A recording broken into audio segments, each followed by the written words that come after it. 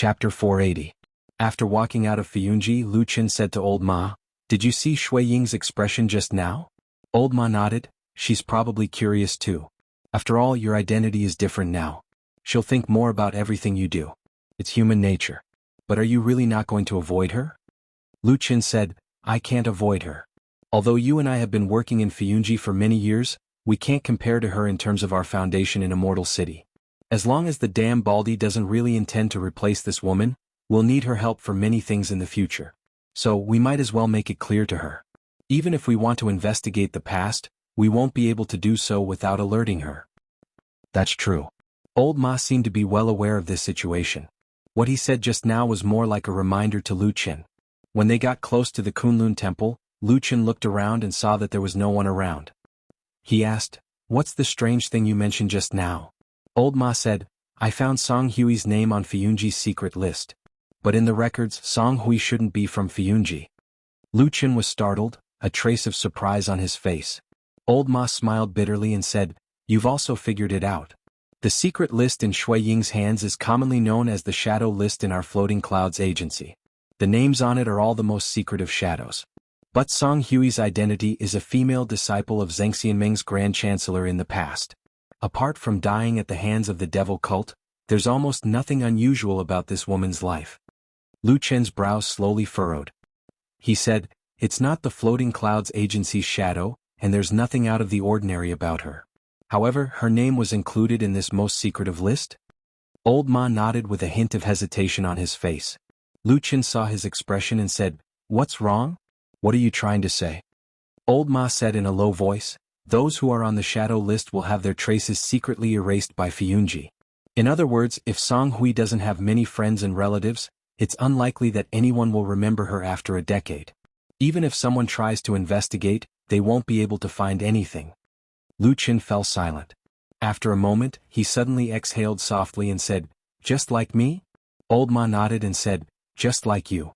If one day he succeeded and survived, he might become famous in the world. However, if he gave up halfway and failed on the verge of success, then all his achievements, all his fame, even if he was a flesh and blood person, would eventually become a name on the list of shadows hidden in the darkness. But if he gave up halfway and failed on the verge of success, then all his achievements, all his fame, even if he was a flesh and blood person, would eventually become a name that would never see the light of day. The world had always been so cruel, even more so for the shadow in the dark. But why would a woman who wasn't a shadow be recorded on this list?"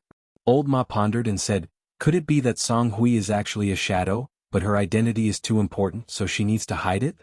As soon as he finished speaking, he began to shake his head, probably feeling that his words didn't make sense.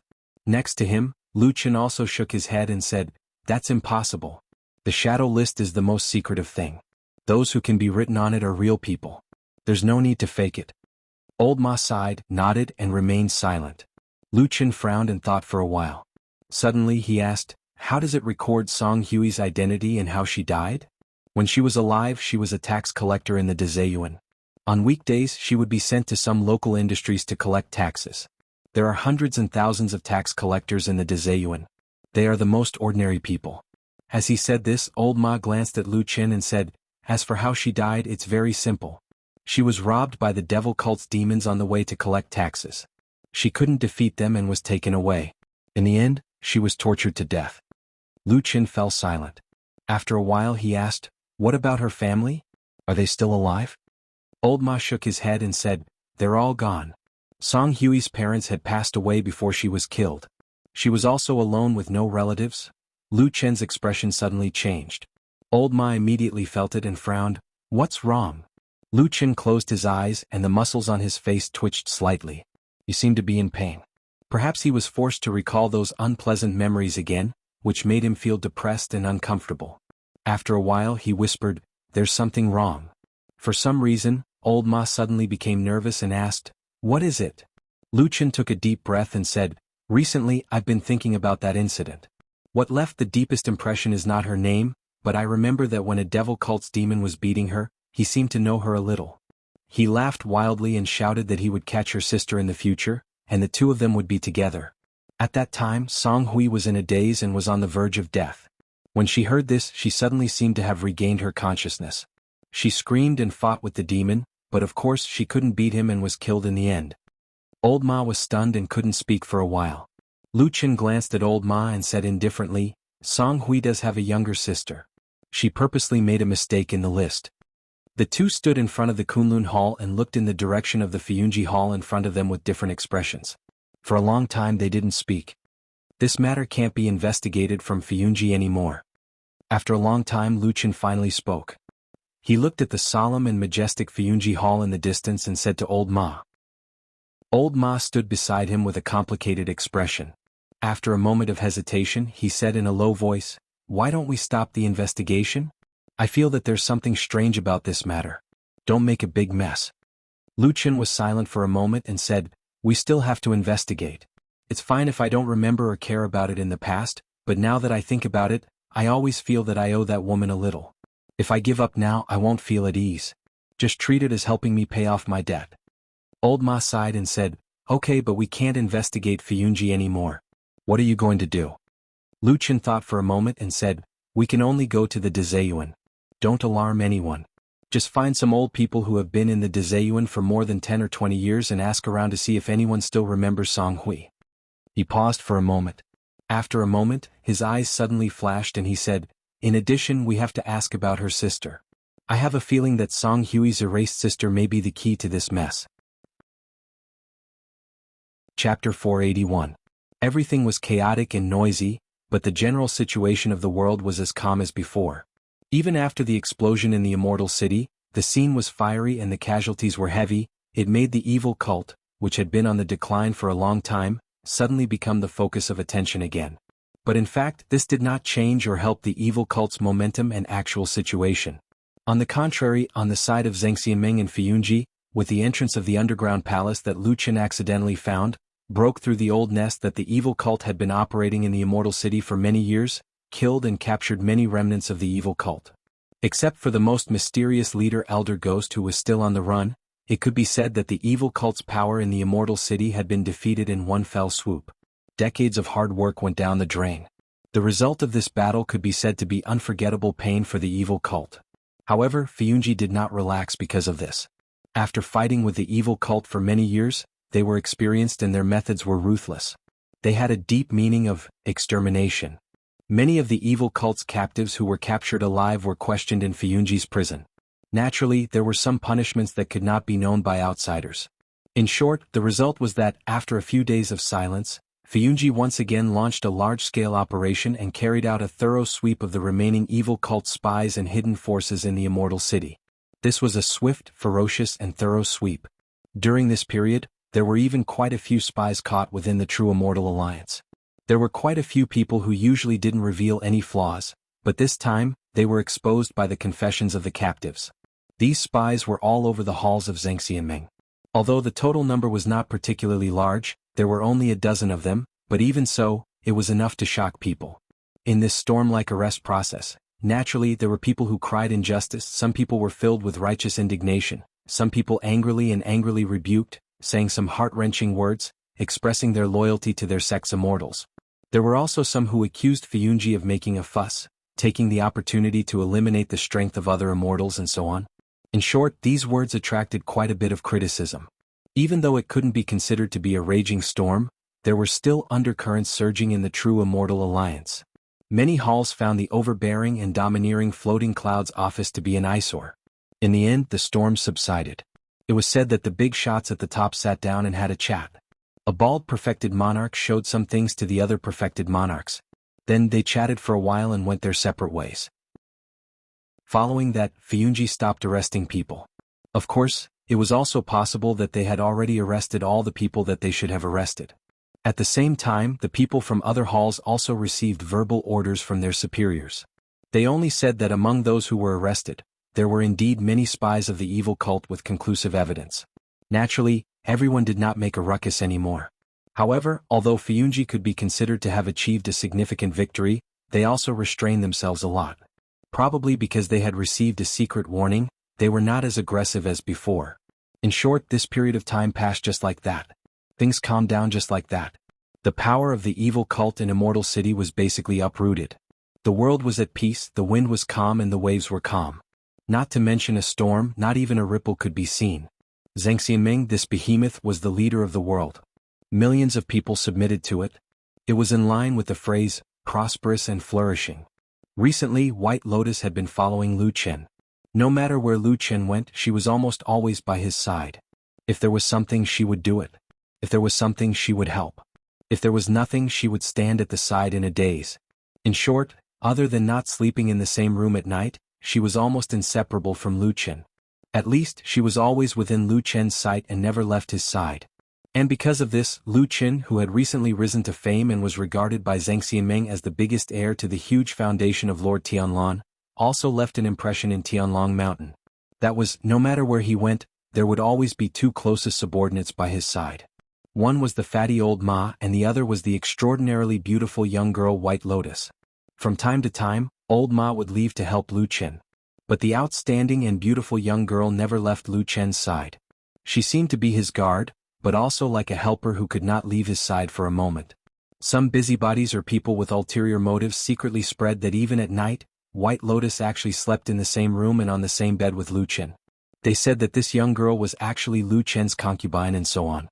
There were all kinds of exaggerations, ambiguities, scoldings and innuendo, which were not pleasant to hear. Of course, these rumors could not escape the ears of Fiyunji and would naturally spread to Lu Chen and the other two.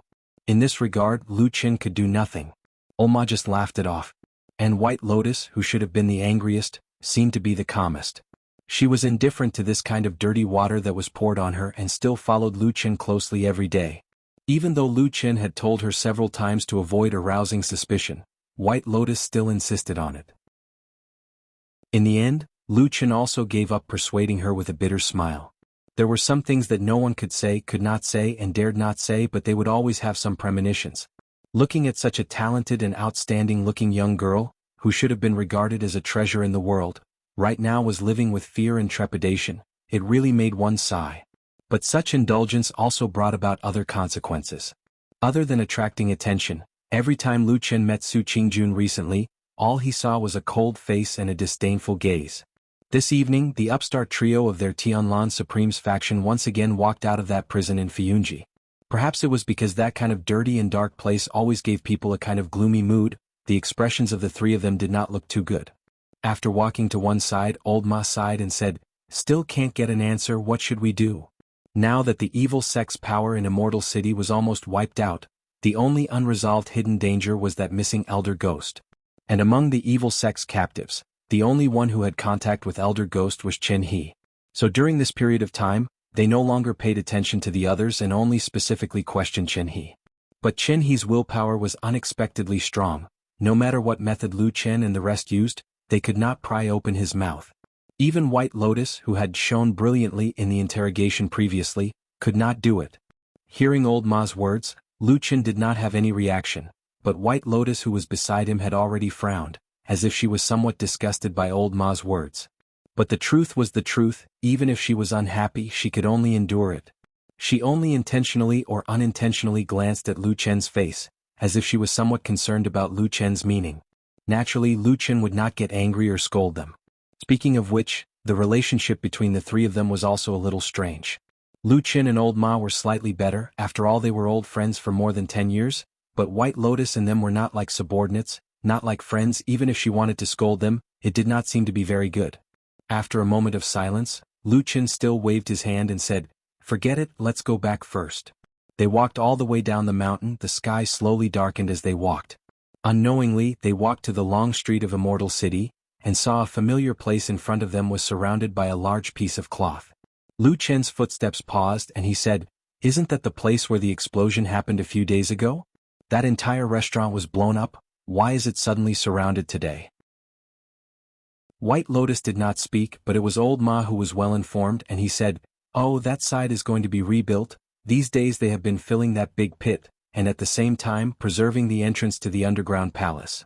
As they spoke, the three of them suddenly felt something at the same time, and looked up together, only to see a cloud falling from the night sky, turning into a ray of light and directly falling behind the cloth, disappearing without a sound. Lu Chen glanced at old Ma, and old Ma understood and said in a low voice, "Now the underground palace below is not allowed to enter, including our people in Fiyunji. Those who go in and out are all people from the Starry Hall. Lu Chen was startled and he glanced over there, frowned and said, could it be that that person just now, is it Immortal Guyu? Why does he keep running underground for no reason? Why is he doing this every day? Chapter 482. They stopped to watch, and as they discussed in private, they took a few steps closer to the place where the curtain was. Soon they were discovered by several guards standing there. Not long after, someone came over. The person who came did not have an overbearing attitude, and very politely told them that this place was now under the control of the Starry Hall of Zhangxianming, and that unrelated people were temporarily prohibited from approaching. If it caused inconvenience to everyone, please understand. In short, please take a deeder first. Lu Chen and the other two naturally would not look for trouble, so they immediately agreed and walked away. However, after leaving here, old Ma was a little emotional and said to Lu Chen with a smile, look at the attitude of the people from the Starry Hall, they are peaceful and polite. If it were us in Fiyunji, probably a few people would surround them, scold them fiercely, and then tell them to get lost, right? Lu Chen rolled his eyes and scolded with a smile, nonsense, although we in Fiyunji do things in a domineering manner, when did we become so overbearing? Damn fatty, don't help outsiders. Besides, if this kind of words is heard by others and then spread to Blood Warbler or that damn Baldy, you will be out of luck. Old Ma thought for a moment and said, well, Lord Perfected Immortal, I guess it is unlikely that you will care about such a small matter, but if Hall Master Shui knows about it, it will indeed be a little troublesome. As he said this, he touched his head and sighed, in this world even the truth is not allowed to be spoken now? If you want to die, do it yourself, don't drag us down. Lu Chen glanced at him with contempt, then pulled White Lotus a few steps to the side and said with a smile, let's not walk with this idiot, or we will be dragged down by him sooner or later. White Lotus did not respond to him, nor did she have any other reaction. It seemed that she obediently followed Lu Chen a few steps, and her eyes flickered slightly as she looked at Lu Chen. And standing at the side, old Ma was also startled, a little surprised on his face. The surroundings suddenly became quiet, and Lu Chen suddenly came to his senses. He looked down and found that he was still holding White Lotus's wrist. He was shocked and quickly let go. White Lotus and old Ma both looked at him, and the atmosphere seemed to become awkward. Lu Chen smiled awkwardly, and after hesitating for a moment he said to White Lotus, this? My mind was suddenly confused just now. I seem to remember that you are still the 10-year-old girl on the mountain in Kunlun a few years ago. I suddenly forgot, sorry. White Lotus did not seem to be angry, but looked at Lu Chen strangely, and then nodded as if she had accepted Lu Chen's explanation. Who knew that old Ma, who was at the side, seemed to want to see the world in chaos. He stood there and snorted and said, what are you saying? Even if she is a 10-year-old girl, you can casually hold her hand? You obviously have ulterior motives. Hey! Lu Chen was furious and he kicked old Ma and shouted, damn fatty, you dare to slander me? Old Ma jumped to the side and laughed heartily. I'm just doing this because I can't bear to watch your evil deeds any longer. White Lotus, don't be afraid. If this guy dares to bully you, just tell me, I will definitely help you vent. Before the last sentence was finished, old Ma's buttocks had already been kicked by Lu Chen, and he immediately flew out and fell on his face. Lu Chen sneered, first, I am not that kind of disgusting person. Second, even if I am, you can't be the hero who saves the beauty. Old Ma patted his buttocks and stood up, looking unlucky, and muttered in a low voice, this guy, after becoming a disciple of a supreme, how did his cultivation improve so quickly? I don't see him cultivating at all. White Lotus, who was at the side, was a little surprised.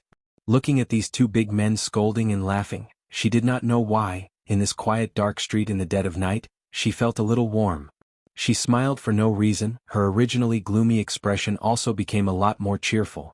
At this moment, Lu Chen and old Ma, who had already run to the front, realized that she was still standing behind and watching. They stopped together, waved to White Lotus and said, hey, why aren't you walking, follow me? White Lotus smiled sweetly. In the darkness of the night, she was like a beautiful lily blooming, causing people's hearts to palpitate. With a clear sound of agreement, she quickly followed the two men. The three figures walked along the long street, leaving behind three blurry shadows walking side by side. Behind the erected cloth curtain was the entrance to the underground palace. After the light dispersed, a figure appeared underground. It was the master of Zhangxianming's Star Hall, Guyu Supreme.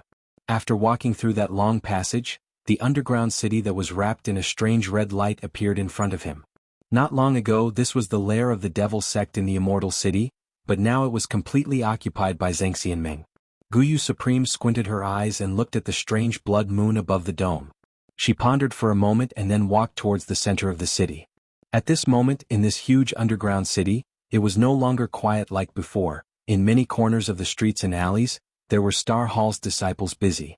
Looking from afar they seemed to be arranging something in some specific places, but those people's positions looked messy, and for a moment, one could not tell what they were doing. Guyu Supreme seemed to turn a blind eye to the many busy subordinates around him, walked along the largest and longest street, all the way to the strange half-body statue in the center of the underground city, and saw the bald true lord sitting cross-legged in the center of the entire city, slightly frowning as he looked up at the blood moon.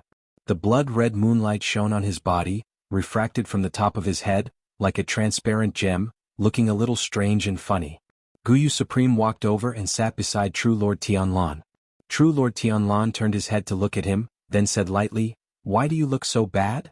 Guyu Supreme shrugged and said, "It's rare for you to come down, of course you don't feel anything sitting here, but I stayed here for more than 10 days, the longer this blood corrosion power shone, the more harmful it is. In the end even I couldn't stand it, so I went up to hide for a while." True Lord Tianlan frowned, then turned to look at the other Star Hall's disciples in the city. Guyu Supreme understood what he meant and said, "You don't have to worry about this, they are all rotated at most 24 hours, then they will go out." True Lord Tianlan nodded, retracted his gaze and at the same time, glanced at the nearby houses that were far taller than ordinary human houses. His eyes were a little gloomy. After a while, True Lord Tianlan said, "I didn't expect this demon city to actually be perfectly preserved until now." Guyu Supreme also sighed, seemingly a little emotional, looked at those houses and said, "Yes, who would have thought? But it doesn't matter, they are just some empty houses as long as the demons who lived here back then don't come back." "Come back." True Lord Tianlan smiled, there was a bit of coldness in his smile, and his eyes glanced at the ground, intentionally or unintentionally. Guyu Supreme obviously knew some things like him. He didn't show any strange expression towards True Lord Tianlan's attitude. Instead, he stretched out his hand and patted the ground lightly. After a while, he suddenly smiled and said, "Speaking of which, those sages of our human race, they were quite ruthless to the demons, right?" Chapter 483. Ruthless. True Lord Tianlan smiled and said, "If it's not ruthless, the ones that can be seen everywhere in this vast divine continent should be those fellows who call themselves the God race. As for us humans, we're probably still living the lives of livestock." True Lord Guyu looked up at the huge statue and suddenly said, "I once read a saying in the ancient books of the Starry Hall. The 4 huge god statues in the Immortal City are indomitable and as lofty as mountains, but their bellies are hollow, imprisoning the vengeful spirits of tens of millions of people who died in ancient times." True Lord Tianlan shook his head and said, "You can't take it seriously if it's not true. The books of the demon race have basically all been burnt to ashes, and not a single word has been passed down. The pitifully few things that remain are also hidden in a place that only we can see, and they were all written by our own people." True Lord Guyu didn't seem angry, and seemed to agree with True Lord Tianlan's words. She smiled and nodded. True Lord Tianlan pondered for a moment, and a trace of solemnity appeared on his face. He asked True Lord Guyu, "Now that the blood moon has appeared and the ethereal palace is shaken, although there are still restrictions down there won't be any accidents, right?" True Lord Guyu frowned slightly, and seriously pondered for a moment, as if going through all the possibilities she knew. Then she also very seriously said to True Lord Tianlan, "No, as long as the restrictions at the exit of the ethereal palace don't move, there will definitely be no accidents. Moreover, the sages of the past also have a backup plan. Even if the formation at the exit of the ethereal palace is shaken, there's another more powerful restriction that can suppress all the demons and monsters." True Lord Tianlan raised his brows and said, "There's actually such a thing and I actually didn't know about it." True Lord Guyu smiled and said, "It's been too long and most people have forgotten about these things. Only my Starry Hall has passed down this restriction method since ancient times. It can be considered as a mission passed down by the ancestors, and I have always kept it in my heart, not daring to forget it." True Lord Tianlan's face revealed an extremely rare expression of respect. He tidied his clothes and slightly nodded towards True Lord Guyu, as if it was a respectful greeting. The usually easygoing Guyu True Monarch did not avoid it this time. She accepted the True Monarch's bow and said softly, "On behalf of the ancestors and sages, I accept your bow." Perfected Lord Tianlan nodded. What's the second restriction formation? Can you tell me about it? True Monarch Guyu said, I naturally trust you. I won't hide it from you, but the biggest backup plan is actually our human race's ancestor, the sage, relying on this Xiangshan immortal city, and using the 4 divine beast statues built by the demon race as the formation core, he set up an unprecedented huge formation. Normally, this formation is concealed and can't be seen, but it can suppress the earth veins and gather spiritual energy. That's why our immortal city is known as the #1 spiritual mountain in the world. Perfected Lord Tianlan took a deep breath of air and said emotionally, so that's the reason behind it. After a pause, he said in a low voice, but as far as I know, this outer formation has probably never really been used after it was completed, right? Perfected Lord Guyu smiled. This formation was originally meant to suppress the ethereal palace just in case, but all the unusual movements of the ethereal palace previously could not even shake the first restriction beneath our feet, so why would it need to be used? Perfected Lord Tianlan also smiled. After a while, he raised his head and looked at the source of the red moonlight above his head. He seemed to be deep in thought, then casually asked Perfected Lord Guyu, even when the blood moon is in the sky and the blood light is at its brightest, is it still fine?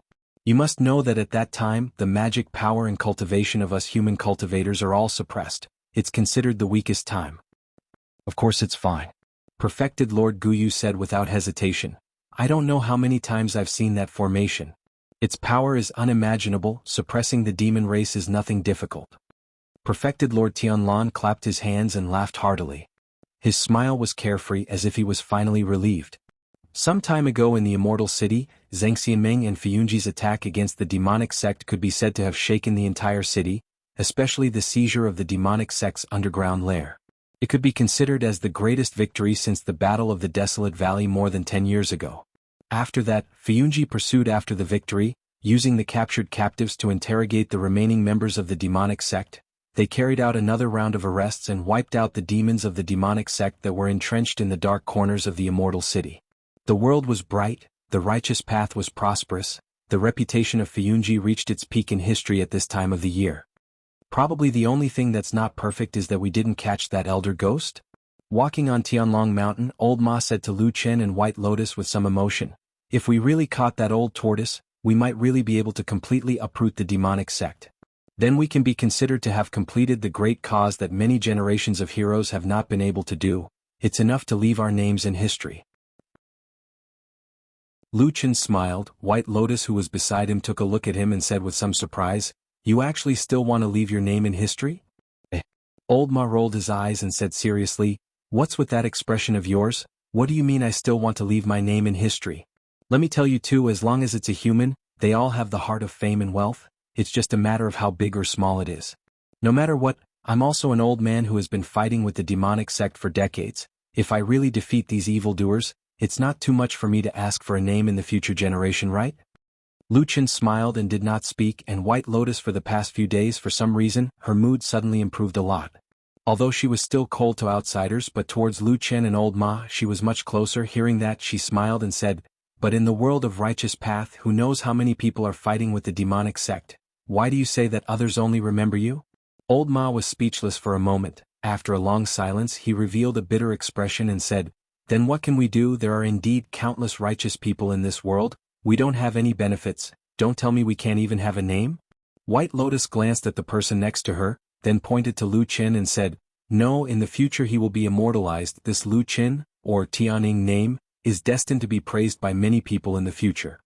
Lu Chen was startled, his smile slightly disappeared. Old Ma was somewhat unconvinced and said, on what basis? White Lotus shrugged and said, on the basis that he is the disciple of Huashan Jinjuan, on the basis that his natural position is higher than yours, on the basis that he now ascends to the sky in one step and holds great power. In the future everyone may say that the reason why we can defeat the demonic sect is all because of Tianlan Jinjuan and Lu Chen, master and disciple pair of diligent efforts, risking their lives to achieve it. Old Ma was speechless. After a long while he murmured, this difference is too big. Just because his reputation is greater than mine? Isn't it enough that his reputation is greater than yours?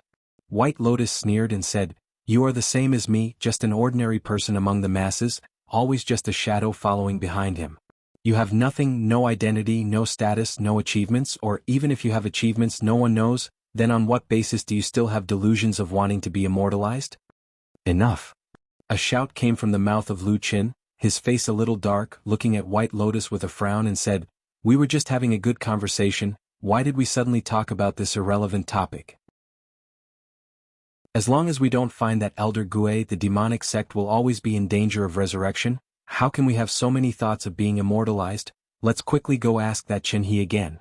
With that said, he strode towards the prison that had already appeared in front of them. Behind him, Old Ma sighed, waved to White Lotus and then followed. White Lotus pursed her lips, her eyes fell on the back of Lu Qin. After a moment she snorted and slowly walked over, at the same time muttering in a low voice, "It's just a guilty conscience, I don't believe you can catch that old turtle. If you really catch him, how many people in Fiyunji will?" Chapter 484. Out of the three of them, only Lu Qin and White Lotus entered Fiyunji's prison. As for Old Ma, for the past few days he followed them to this place to casually stroll around and then left by himself. As for where he was going, he never told Lu Qin and White Lotus, and Lu Qin also did not ask him, as if he already knew. Currently, the number of evil sect demon captives imprisoned in this prison was already quite a lot, but to Lu Qin and White Lotus, most of them basically had no value to interrogate. The only thing they were interested in was the news of that missing ghost elder, and the only person who could provide a statement here was only one person, that was Qin He. Qin He's days were very miserable and also very bitter. The Fuyunci and the devil cult had been fighting for so many years, so naturally, they also had many sinister and ruthless methods in the dark. And the fairy-like young lady from a few days ago was also a formidable character. She was so young and incomparably savage, torturing him until he hovered between life and death. Just that for some reason he still did not speak and kept silent. However, in the past few days he also noticed that those who came to interrogate him were usually those 2 or 3 people. The strange thing was, the one who used his mouth to interrogate him was always that little girl, and the other man always stood at the side without saying a word, from the beginning to the end, looking at him but never said a word. Who was that person? He was tortured until he was a little delirious. Sometimes his mind was blank, sometimes he felt that the man seemed somewhat familiar, but sometimes he also felt that he was very strange. Qin He had already lost all hope towards his own fate. He even started to become numb from the day after day of torture, woodenly waiting for the arrival of the day of death and pain. Just that today he was like a dog being dragged out of the prison by those fiendish prison guards. He thought it would be another day of unbearable pain, but very quickly, he discovered that today seemed to be somewhat different. The path he took today was different from usual. That disgusting and frightening interrogation room appeared in his sight as usual, but those guards still dragged Qin He, who was already riddled with scars, still wearing heavy shackles and could not even walk on his own, and continued to walk forward. After walking past the interrogation room, they walked forward for a while and came to another room. They opened the door and then threw Qin He in. Pung! Qin He fell heavily on the ground. Those Fiyunji guards never had any sympathy for these evil sect demons, and then with another muffled sound they closed the door. The room seemed to be very quiet, and did not seem to have the usual blood stench and stench of this prison. Qin He panted heavily, gritting his teeth as he struggled to prop his body up and looked around. This seemed to be a quiet room, but the room was empty. There were no furnishings including the 4 walls. There were only 2 people standing in front of him. Qin He opened his eyes wide and after a moment, saw the 2 familiar faces, and could not help but smile bitterly. It was Lu Qin and White Lotus. They stood in this empty room, but at the same time, there were no disgusting and frightening torture tools and blood. White Lotus's expression looked a little strange, and on this day, it was Lu Qin who stood in front, and she quietly stood behind. Qin He fell back to the ground, quietly lying on the flat floor. For a moment he actually felt a trace of happiness. Since when did a moment of peace and tranquility, without the stench of blood, and without pain and punishment become an extravagant hope? Footsteps sounded, and after a moment, a pair of feet appeared beside his head. Qin He struggled to turn his head and saw Lu Qin's face. Lu Qin squatted down beside him, looked at Qin He and said, "Do you recognize me?" Qin He looked at him in a daze and then shook his head. Lu Qin thought for a moment, and then glanced at his almost unscathed body, and then sighed and said, "Almost 20 years, you are the toughest evil sect person I have ever seen." Qin He did not know how to react and thought, could this sentence be a compliment, or was it full of malicious mockery, or in the following time, they would use even more vicious torture methods to torture people? Lu Qin took a box from his side, placed it by his feet, and then took out a small stool from somewhere, sat beside Qin He who was lying on the ground and said indifferently, The shackles cannot be removed, the other parts of your body will hurt, bear with it. He did not understand the meaning of this sentence and was stunned. Suddenly he heard a crisp sound and a piercing pain came from his chest. He instinctively howled and his body trembled uncontrollably. In Lu Chen's hand was a piece of tattered cloth, and it was a piece of He's clothes on his chest. After many days of torture, his flesh was badly mutilated, and these clothes had already stuck together with his flesh. He directly tore it off, and immediately the wound on He's chest was torn open and blood flowed out. He groaned in pain, but Lu Chen remained indifferent. He only frowned slightly as he looked at He's chest. Under the incomparably filthy black prisoner's uniform, the flesh on this prisoner's chest had already turned black and rotted. Lu Chen shook his head. With an indifferent expression, he stretched out his hand again and tore at the air repeatedly with a swish.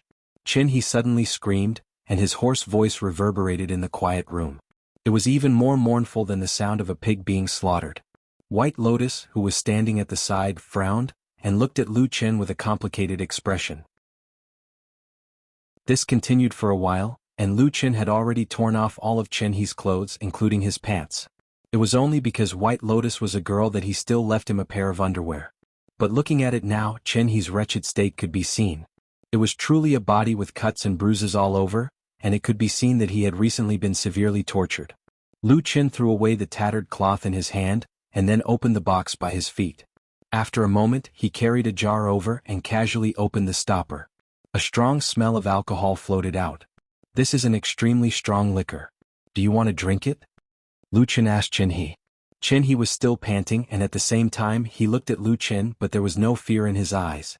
He grinned and said in a hoarse voice, "Drink." Lu Chen smiled and with a flick of his wrist, a white liquid poured out. He immediately opened his mouth wide, greedily catching this rare liquor, and swallowed it in big mouthfuls. In the quiet room, the sound of gurgling could be heard incessantly. When he didn't have time to drink, the strong alcohol splashed from his mouth and landed on the wounds on his body. The pain made He spasm and tremble. This was about 30% of the wine in the jar. Lu Chen stopped. He gulped down the last mouthful of strong liquor, panting as if he had not had enough. He let out a long sigh and said, "That was satisfying." Lu Chen said lightly, "A lot of the rotten flesh on your body needs to be cut off or else you won't live. Just treat this liquor as a rinse. If you can bear it, then bear it. If you can't, then faint." He was startled, and before he could speak, he saw Lu Chen pour the jar of liquor on his chest. The burning pain immediately made He scream. However, from the corner of his eye, he saw a black dagger in Lu Chen's hand. The dagger pierced his chest, and with a flick of his wrist, a piece of black rotten flesh was cut off. Blood splattered, and He's scream seemed to shake the entire prison. But halfway through his scream, his eyes rolled back and he fainted. Chapter 485. Fainting in severe pain is said to be a self-protective response of the human body, but sometimes a more intense or more prolonged pain can cause a person to wake up from a coma. That was what happened to He that day. After a low growl, his originally unconscious body trembled and woke up again. Then his face was distorted and he was sweating profusely. However, he did not panic. He had already experienced the same intense pain during this period of time in the terrifying interrogation room.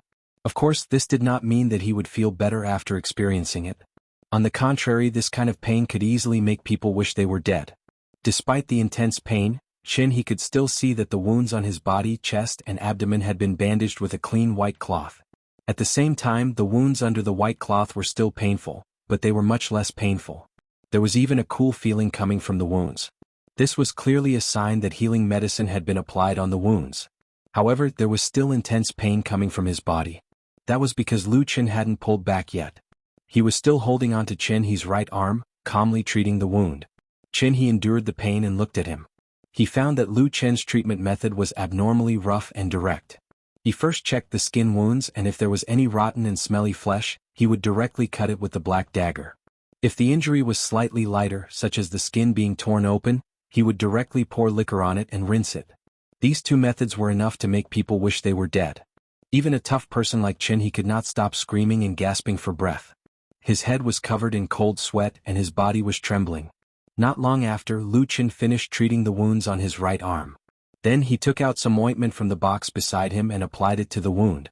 Then he took out a clean white cloth and bandaged it. Soon the terrifying pain subsided a lot and a cool feeling came from the wound. Why? He looked at Lu Qin and asked in a low voice, as if he had finally managed to take a breather from the effective but excruciating healing. Lu Qin looked at him, then walked to the other side of his body with the tools in his hand and sat down. He picked up He's left arm and examined it. At the same time he said faintly, "You are a person who is useful to me, but if you continue to be tortured like this, even if you don't die, you will go crazy." He was silent. Everyone's body and will had a limit. Once the last line was crossed, people would die, or if they were pushed too far they would go crazy. He was very determined to keep the secret, but he really felt that he could not hold on any longer. No one could continue to endure such intense pain for a long time. Hiss! Suddenly he let out a low groan and sucked in a breath of cold air. It was Lu Qin who had sliced off a piece of rotten flesh from his arm. Fresh blood gushed out. He's face was as white as paper and he almost fainted again. He clenched his teeth and looked at Lu Qin calmly treating the wound. Suddenly, a few words came out from between his teeth. "Thank you." Lu Qin looked up at him and said, "What are you thanking me for? Maybe I will make you suffer even more in the future." He sneered, panting as he leaned his head on the ground and said, "Just come." Lu Qin smiled. Seeing that the wound was almost treated, he took out the medicine and started to apply it. After a while, he suddenly asked, "Should I know you?" This time Lu Qin did not raise his head. He calmly said, "More or less. I am called Lu Qin. I used to stay in the evil faction. If you have stayed in the sect long enough and your position is high enough, you will probably know my other name." "What name?" He frowned and asked. "Black Wolf." "Black Wolf?" He repeated the name twice. Suddenly his face changed. Then the way he looked at Lu Qin was completely different. He stared at Lu Qin and said in a hoarse voice, "It's that barren valley? Yes, I did it." Lu Qin said cleanly. He let out a beast-like roar. Suddenly, his body rose up as if he was about to burst out with unimaginable power and pounced towards Lu Qin. But before he could raise his arm that was wrapped in white cloth, Lu Qin's palm had already slapped him on the cheek. A crisp and heavy slap directly slapped He to the ground. A line of blood flowed from the corner of his mouth. His whole body was pressed against the ground, gasping for breath. However, the pain did not end. Without waiting for him to take another breath, suddenly, a heart-wrenching pain came from his thigh, causing He to scream miserably, as if he had used all his strength to shout. White Lotus, who was standing at the side, frowned. She watched as Lu Qin stepped on the wound on He's thigh with a deadpan expression. At the same time he kept twisting and rubbing, causing He's whole body to tremble. He looked like a mad dog. She then looked at the bandaged wounds on He's upper body, and then looked at Lu Qin's completely different behavior from before. She couldn't help but think, is this guy a lunatic in his heart? After he screamed for a while, Lu Qin moved his foot away from his wound and then squatted down in front of him. Looking at He's face covered in cold sweat, his distorted and trembling face, he said calmly, "Do you know your situation now?" He gasped, then looked up at him, nodded and even gritted his teeth and smiled. Although the smile was uglier than crying, he said, "I understand." Lu Qin stared at him for a moment, then nodded and said, "You are a smart person." Lu Qin turned around and acted as if nothing had happened. As if nothing had happened, he began to help He treat the wounds on his legs. But after being trampled by his vicious foot, the wound on He's thigh was at least half as serious, causing He to suffer a lot more. In the process of treating him, Lu Qin suddenly said, "Recently when I watched you being tortured, I often thought of one thing. If I had exposed my identity in the devil cult, I would probably have suffered the same fate as you. At that time, would I be able to endure the pain like you?" As he spoke, the blade in his hand did not stop. He was in so much pain that he was sweating and seeing stars, but he couldn't even answer. Fortunately, Lu Qin didn't seem to care about his answer. After a moment of silence, he seemed to be talking to himself. "Later I understood I can endure it." Although he was in extreme pain, He still glanced at him with some contempt, probably because he didn't believe Lu Qin's words. Lu Qin didn't explain anything to him. He just calmly did his own thing and then said calmly, "So, I asked myself, why do I feel that I can endure it?" After he said this, not only He but even White Lotus also looked over. Lu Qin smiled and continued to say arrogantly, "Later I understood because at that time I really believed in something and firmly believed in it even at the risk of my life. So I am not afraid of death nor am I afraid of pain. No matter how much pain I can endure it." An ordinary person wouldn't be able to endure such intense pain. Those who are able to endure it and remain clear-headed must have some kind of belief in their hearts that supports them, making them unwavering. If they aren't even afraid of death, why would they be afraid of pain? Am I right? Lu Qin looked at Chen He and said lightly, "So, I'm very curious, what exactly is in your heart that makes you so stubbornly endure until now, and would rather die than betray Elder Gue? Is it that old tortoise who has done you a great favor? Or do you have something on you, like a relative being held hostage? Or you firmly believe in the legend of the devil cult, and think that the three realms will be unified sooner or later, and the devil cult will be the final home of the human race, right?" Lu Qin smiled and said to Chen He, "Which one is it? Can you tell me about it?"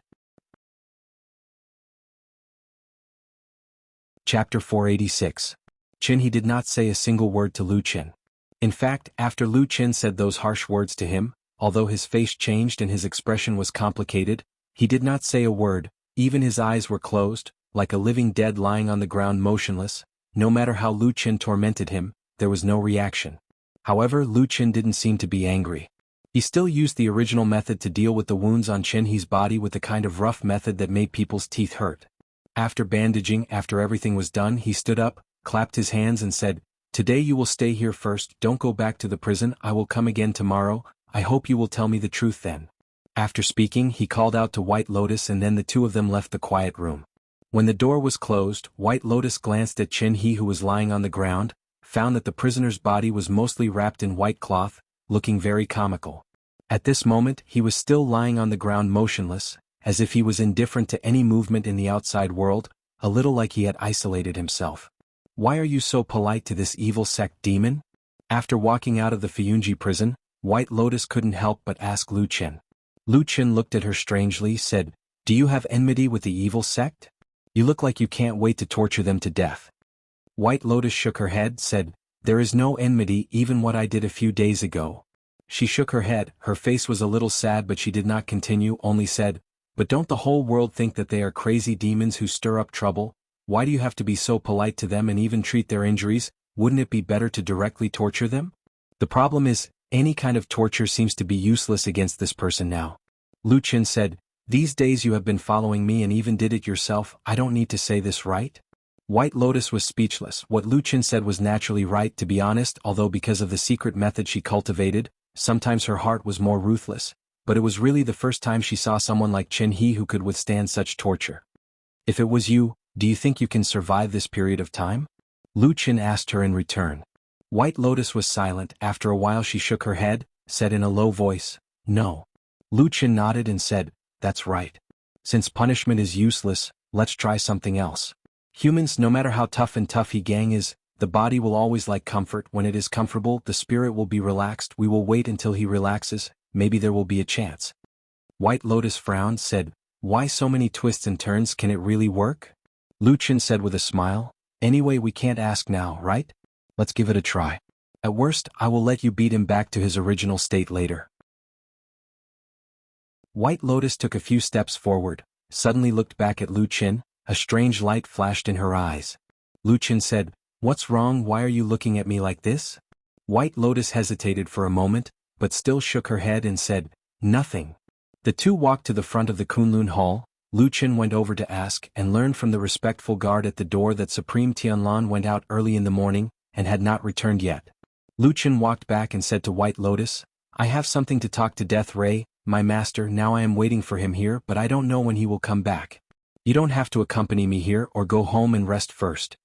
White Lotus was obviously stunned for a moment, then said, "Oh," nodded to him, turned around and walked away.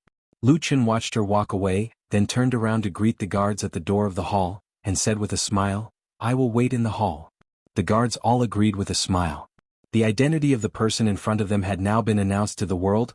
He was the most favored disciple of Supreme Tianlan, and according to Supreme Tianlan's recent performance, there was a great possibility that this huge foundation would be handed over to him in the future. As the palace guards of a deity transformation stage perfected cultivator, it was natural for them to be highly skilled and loyal. With their status, they could be rude to most of the people in the alliance of true immortals, including some powerful nascent soul-perfected cultivators. However, when it came to this young master, the guards were all smiles and hurriedly sent him in without the slightest intention of stopping him. However, when Lu Chen's one foot had just crossed the threshold, suddenly a call came from behind. He looked back and was startled for a moment. It was White Lotus who had returned, and was standing on the stone steps of the Kunlun Hall. Lu Chen walked over a little puzzled and asked, "What's wrong? Is there anything else?" White Lotus's expression was complicated and she said in a low voice, "I'm not tired and I'm not in a hurry and it's almost dark. I'll wait for you here and when you're done we can go back together." Lu Chen stared at her for a while, then nodded and said, "If that's the case, wait for me here for a while." "Okay."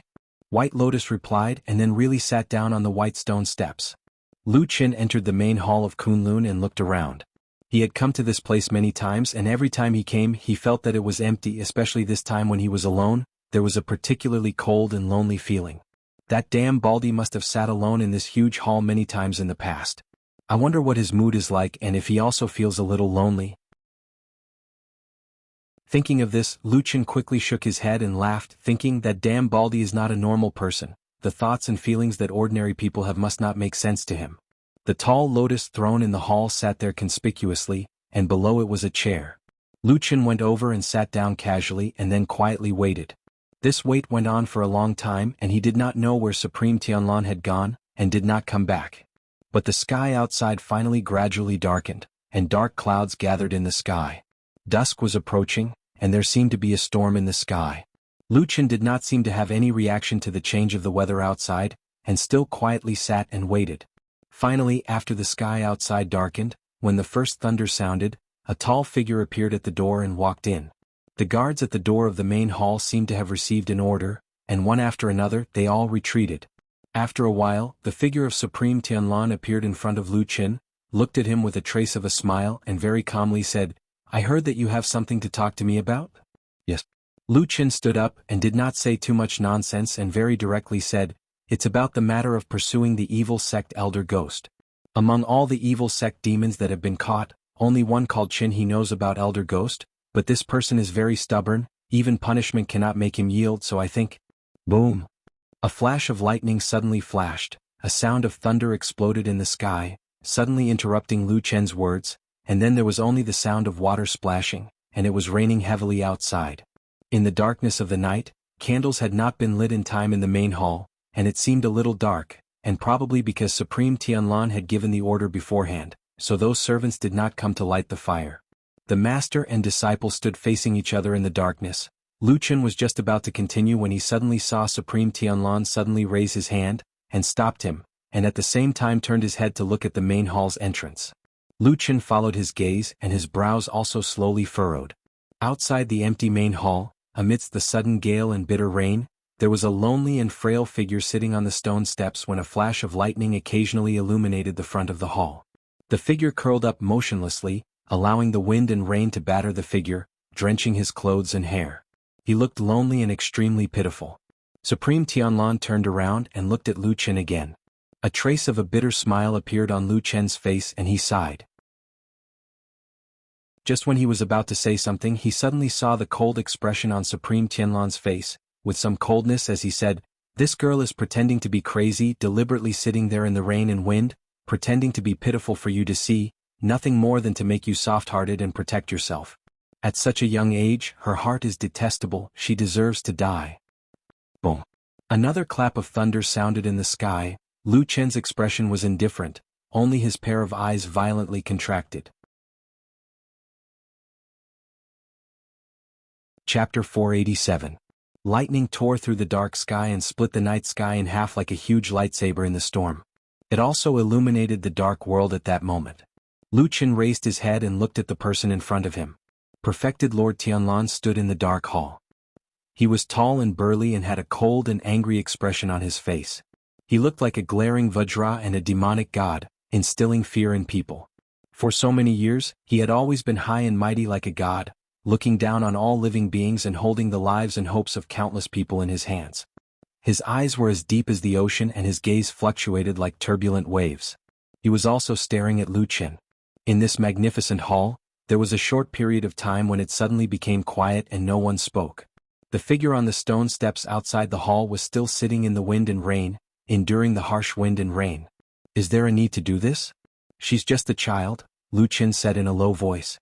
Perfected Lord Tianlan looked at him and said, "You were also a child when you entered the devil cult. What did you do later?" Lu Chen's expression changed and he said, "She's still young and can't be compared to me. Back then I was taught by you. She won't be so ruthless." Who was the one who repeatedly tortured the captive of the devil cult these few days? Perfected Lord Tianlan interrupted him and said with some mockery, "That method is much stronger than when you were at this age, right?" "She hates me and you." Perfected Lord Tianlan looked at Lu Chen and said calmly, "Go and kill her." "Meh. Why? You can't do it?"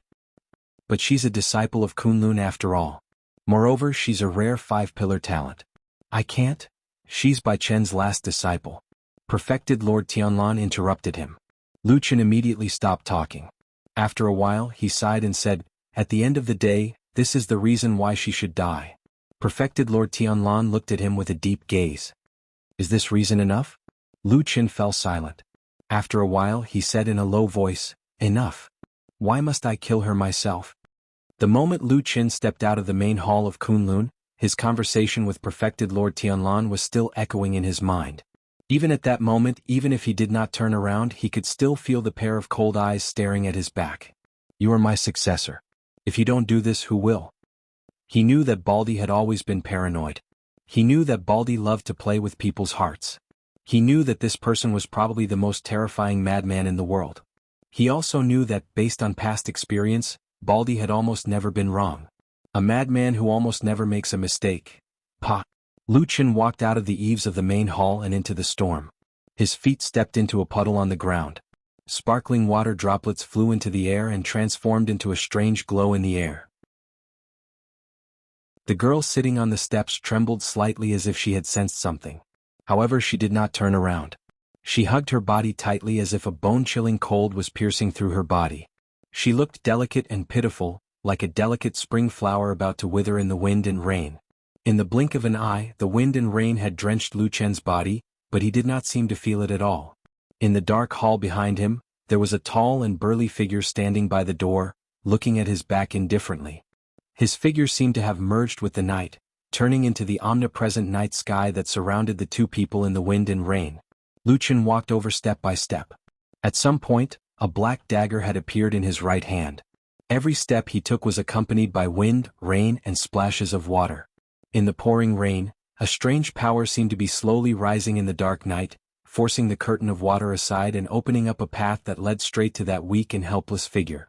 White Lotus finally stood up and slowly turned around. She looked at the expressionless Lu Chen walking over, and also saw the black dagger in his hand. Her face was covered with rainwater droplets. She looked somewhat miserable and haggard, as if she had finally fallen into despair. Then, in a helpless voice, she said to Lu Chen, "Why? Did I not do well enough?" Lu Chen stopped in front of her and looked into her eyes. After a while he said, "Sometimes in this world there are those unreasonable things that happen." White Lotus sorrowfully looked at him and mournfully said, "But I still want to live." Lu Chen said, "But he wants you to die." White Lotus stared at him as if using all her heart and hope and said in a low voice, "Save me, can you?" Lu Chen's gaze seemed to dim for a moment, as if thinking of something from the past, or perhaps feeling something. But after a moment he still opened his mouth and said, "I can't save you." He raised his hand holding the dagger and then stabbed out. The black dagger pierced through the curtain of rain and water. At that moment, the world seemed to suddenly slow down, and perfectly round water droplets shot out in all directions. White Lotus's despairing and terrified gaze, the cold rain falling on her face like flying teardrops, and behind Lu Chen, countless black shadows suddenly appeared, like ghosts suddenly appearing in the darkness, wildly shouting. There was also a bolt of lightning that suddenly struck down from the sky. In the depths of the wind and rain, there was a tall and dark figure. He stared at her from afar. Just that gaze made White Lotus not dare to breathe, not dare to resist.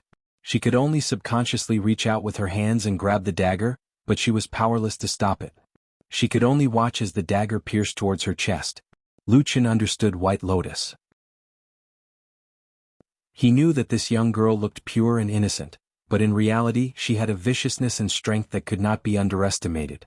But in the next moment he was shocked. White Lotus's almost powerless reaction caught him off guard. That dagger pierced straight into her chest. The wind and rain soaked the young girl's clothes, and drops of water fell from her cheeks. Her hands grabbed the black dagger, and then dark red blood flowed from her palms, slowly dripping down along the blade. The black dagger pierced through her clothes and into her chest. Enough! Suddenly, a voice came from the hall, like a clap of thunder echoing in the dark night. Lu Chen's expression changed. With a low groan, he lowered his wrist and bent his body. With a light shout, the dagger was pulled back with a spray of blood. White Lotus's body was on the verge of collapse. Lu Chen hugged her and suddenly looked back, only to see that in the distant hall, the tall and sturdy figure had already turned around. He seemed to casually wave his hand, and as he walked he said, "Spare her life." Before he finished speaking, his figure had already disappeared into the darkness. There was no reason, no explanation. Lu Chen stared blankly in that direction and suddenly lowered his head, only to see that White Lotus's chest already had a wound and blood was gushing out. The young girl's face was as pale as paper, and she was already unconscious. He roared angrily, and with a wave of his hand, the black dagger disappeared in an instant. When his hand reached out from his bosom, there was already a jade bottle. With a crack, Lu Chen directly crushed the bottle with the red plum pattern, and then stuffed an elixir into White Lotus's mouth. Then he carried White Lotus and rushed down the mountain. In the wind and rain, the great hall stood majestically. On the lotus throne, true Lord Tianlan sat like a demon god, his expression solemn as he gazed into the distance. After an unknown period of time, he slowly nodded, a trace of satisfaction on his face. Chapter 488. Boom. Another clap of thunder exploded in the sky. There was no one in front of or behind the great hall. There was only the seemingly endless wind and rain beating against their faces, and further away, there seemed to be a boundless sea of darkness. Lu Chen followed the mountain path down the mountain, but just as he passed the Fiyunji Great Hall ahead, he suddenly stopped, looked down at White Lotus in his arms. Under the lightning that flashed across the sky, the ice-cold raindrops slapped against White Lotus's face, making her face pale like paper without the slightest trace of blood. However, amidst this miserable wind and bitter rain, the young girl seemed to have suddenly lost all pretense. She didn't have that elegant and otherworldly temperament, nor did she have that vicious and ruthless appearance. She was like a weak little beast that only had pain and fear left, curling up and nestling in Lu Chen's embrace. White Lotus's clothes on her chest, there was still blood gushing out incessantly, as if it could not be stopped. Lu Chen frowned as he swept the surroundings with his gaze, and then he suddenly turned around and flashed towards another direction. Not long after, that familiar row of houses appeared in his field of vision, silently standing in the raging storm. Lu Chen carried by Lien and sprinted away, sweeping across the long street in the heavy rain. When he arrived in front of one of the houses, he suddenly stopped in his tracks and stopped his body. The remaining force of his footsteps suddenly splashed water on the flagstone road like a waterfall, splashing into the air. And Lu Chen did not have the slightest hesitation, exerting force with his feet, his entire body soared into the air, carrying White Lotus over that high wall, flying into that house, landing in front of the bedroom door. As soon as his feet touched the ground, water splashed everywhere, but his surroundings suddenly became quiet. Perhaps it was because the four towering walls blocked the outside world, or perhaps it was because a chilling aura suddenly filled the air. Lu Chen did not have the slightest hesitation, directly pushed the door, just that at this moment, in that already dark bedroom, suddenly a light low shout, that door abruptly opened, the miserable wind and rain outside the house instantly rushed into the darkness. But the next moment, together with that darkness, all of the rain and wind in an instant were all swept back. A blazing, bright and dazzling sword light emerged from the darkness like a bolt of lightning. It was peerlessly swift and fierce, and it carried the momentum of a storm as it pierced towards Lu Chen from the darkness. Lu Chen took a step back, did not retaliate, did not evade, only whispered urgently, "It's me." The sword light shone brightly, breaking through the air, as if to cut through everything, as if to kill all enemies. Lu Chen's pupils shrank, but he still stood where he was. In a flash, that sword light had already arrived. And then, abruptly stopped. The light slowly dispersed, a long sword stretched out from that house, the body of the sword as bright as autumn water, the incomparably sharp sword tip, pointing right at the space between Lu Chen's eyebrows. Inside and outside the house, the sound of the wind and rain, the cold wind blew past, it was as silent as before. Thunder rumbled in the sky, lightning flashed, illuminating the dark night for a moment, saw the girl standing behind the door, holding the sword, cold and beautiful, just like the day they first met. In a trance, it seemed that many years had passed. So imprinted in his heart, he had not forgotten. The two of them looked at each other. They could clearly see Su Qingjun standing behind the door, her surprised eyes and the complicated emotions that followed. After a while, she still slowly put down the sword in her hand, a little surprised said, "Why is it you?" Lu Qin did not have time to reminisce with her at this moment, suddenly took a step forward and said in a deep voice, "It's urgent, help me save someone." Only then did Su Qingjun notice that he was carrying White Lotus in his arms, and that his breathing was obviously not right, as well as the wound on his chest that was dyed red with blood. Immediately her expression changed and she cried out involuntarily, "White Lotus? How did she suffer such a serious injury?" Lu Qin took a deep breath, pushed White Lotus into her arms and said, "She is an unmarried girl, and the wound is in a private place. It is really not good for me to treat her, otherwise it would be sullying her innocence. The matter is urgent. The only girl I know on this mountain top is you. Can you help me?" Su Qingjuan's eyes lit up for no reason, looked at Lu Qin, hesitated for a moment, then nodded and said, "White Lotus, she is also a disciple of our Kunlun, of course I should save her, you leave it to me." As she spoke, she stretched out her hand to take the White Lotus. Who knew that when she was holding White Lotus, there was a pause in the middle? Both of them were startled, looked down and found that the already unconscious White Lotus at some point had one hand tightly grasped the collar of Lu Chen's chest, tightly not letting go, like a drowning person grasping the last life-saving straw, putting all her hope on it.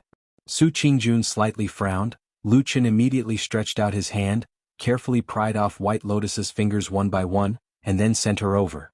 Su Qingjun nodded to him, turned around and was about to enter the house, but was stopped by Lu Chen. "What's wrong?" Su Qingjun asked with some puzzlement. Lu Chen took out a small bag from his bosom, stuffed it into Su Qingjuan's hand and said, "There is a kind of poison on her wound. It will make the blood flow non-stop and it will not heal. You can apply the powder in this to her wound, it will stop the bleeding." Su Qingjun was a little surprised but still took the small bag, then turned around and walked into the house. Lu Chen stood in the same place for a moment, then reached out to close the door, stood at the door, turned around, looked up at the dark sky and looked at the wind and rain, then let out a long breath. There was a trace of fatigue on his face, then he casually sat down by the door, leaned against the wall and bent his legs. The wind and rain were still very strong, and there was a 3-foot eave above his head, but it still could not stop the flying rain from falling on him. But Lu Chen did not seem to care, he just sat quietly outside the house in the wind and rain, quietly staring at the dark world. The house was lit up as if a candle had been lit, a dim but warm light shone through the window, a touch of warmth in this dark and austere night. Lu Chen raised his head and glanced in that direction. He found that the window was not far from him. The light just happened to sweep past his head and fell into this narrow gap. It could not enter the wind and rain, nor could it block the chill, but it was still so fascinating. There was some movement in the house, it seemed that someone was busy. Lu Chen listened quietly, not saying a word. He sat in this dark corner and waited. After an unknown amount of time, suddenly there was a burst of footsteps behind the door. A moment later, a creak sounded, the door was opened, and Su Qingjuan's figure appeared behind the door, then walked out. Lu Chen looked at her, and her gaze swept across the surroundings before finally landing on Lu Chen, who was sitting on the ground, looking a little disheveled and exhausted. A halo enveloped Su Qingjuan's body. It was the candlelight in the room behind her, looking like she was glowing. Su Qingjun looked at Lu Chen's appearance, but after a while she walked over, squatted down beside him and said, "The bleeding has stopped. Although the injury is not light, you should have given her some kind of panacea. The medicinal effect is very strong, so there should be no danger to her life, you can rest assured." "Okay." Lu Chen was silent for a moment, nodded and then said to Su Qingjun, "Thank you." Su Qingjun stared at this man. After a while, said in a low voice, "Don't you have anything to say to me?" Chapter 489. What should he say? Should he say that he stabbed a knife into the heart of White Lotus and almost took her life? Should he say that he didn't mean it and was forced to do it? Or should he say that all of this seemed to be just a dream, a joke that could be laughed off? Lu Chen was silent for a moment and did not answer Su Qingjuan's question. Instead he asked softly, "Can I go in and see her?" Su Qingjun hesitated for a moment and nodded. The two of them stood up. Immediately, Lu Chen followed Su Qingjun into the house. This was the first time that Lu Chen entered Su Qingjuan's room. Even when he was on the Kunlun mountain, although he had been Su Qingjuan's nominal disciple and built a thatched hut outside her cave residence, strictly speaking he had never entered it. The furnishings in the room were clean and tidy. It seemed that they were all commonly used furniture. It could be seen that Su Qingjun was also a woman who loved cleanliness. However, the bed in the room looked a little messy. It was probably because White Lotus was lying on the bed. It should have been messed up when Su Qingjun was busy saving her. Lu Qin walked to the bed and saw White Lotus lying there with a pale face. The soft quilt covered her body up to her neck. Her eyes were tightly closed and her delicate eyebrows were slightly wrinkled. It seemed that she still felt a trace of pain in her coma. Her beautiful hair was a little messy. A few strands of black hair fell from the corner of her forehead and gently fell on her cheek. She looked a little fragile. Su Qingjun silently walked forward and gently lifted a corner of the quilt. She whispered, just now her clothes were stained with a lot of blood and her whole body was wet. It was really impossible to wear it, so I took my own clothes and put it on her first.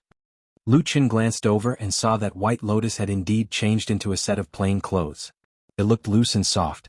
It was probably the clothes that Su Qingjun usually wore when she slept. At the same time, from his angle, he could also see that at the edge of the clothes on her chest, White Lotus's body was already wrapped with white gauze. Naturally, it was what Su Qingjun had done to treat her. Lu Qin let out a long breath and turned to Su Qingjun and nodded, "It's really troublesome for you." Su Qingjun faintly said, "After all, younger sister Bai and I are from the same sect. Moreover, in terms of seniority she is probably my teacher. So it is reasonable for me to save her. Moreover," she looked down at the wounds on White Lotus's body and then gently covered her with the quilt.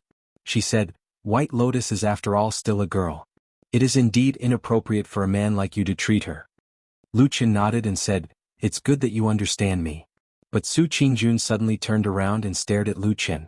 The emotions in her eyes seemed a little strange. Lu Qin's heart couldn't help but thump when she looked at him like that. Thinking about it, he didn't seem to have done anything shameful. He was a little stunned and said, "Why are you looking at me like that?" Su Qingjun stared at him for a moment. For some reason her cheeks first blushed slightly. Then it returned to normal. She looked at Lu Qin and said, "I thought of something and I don't understand." Lu Qin said, "What's the matter?" Su Qingjun glanced at the unconscious White Lotus on the bed and said, "She was injured and unconscious.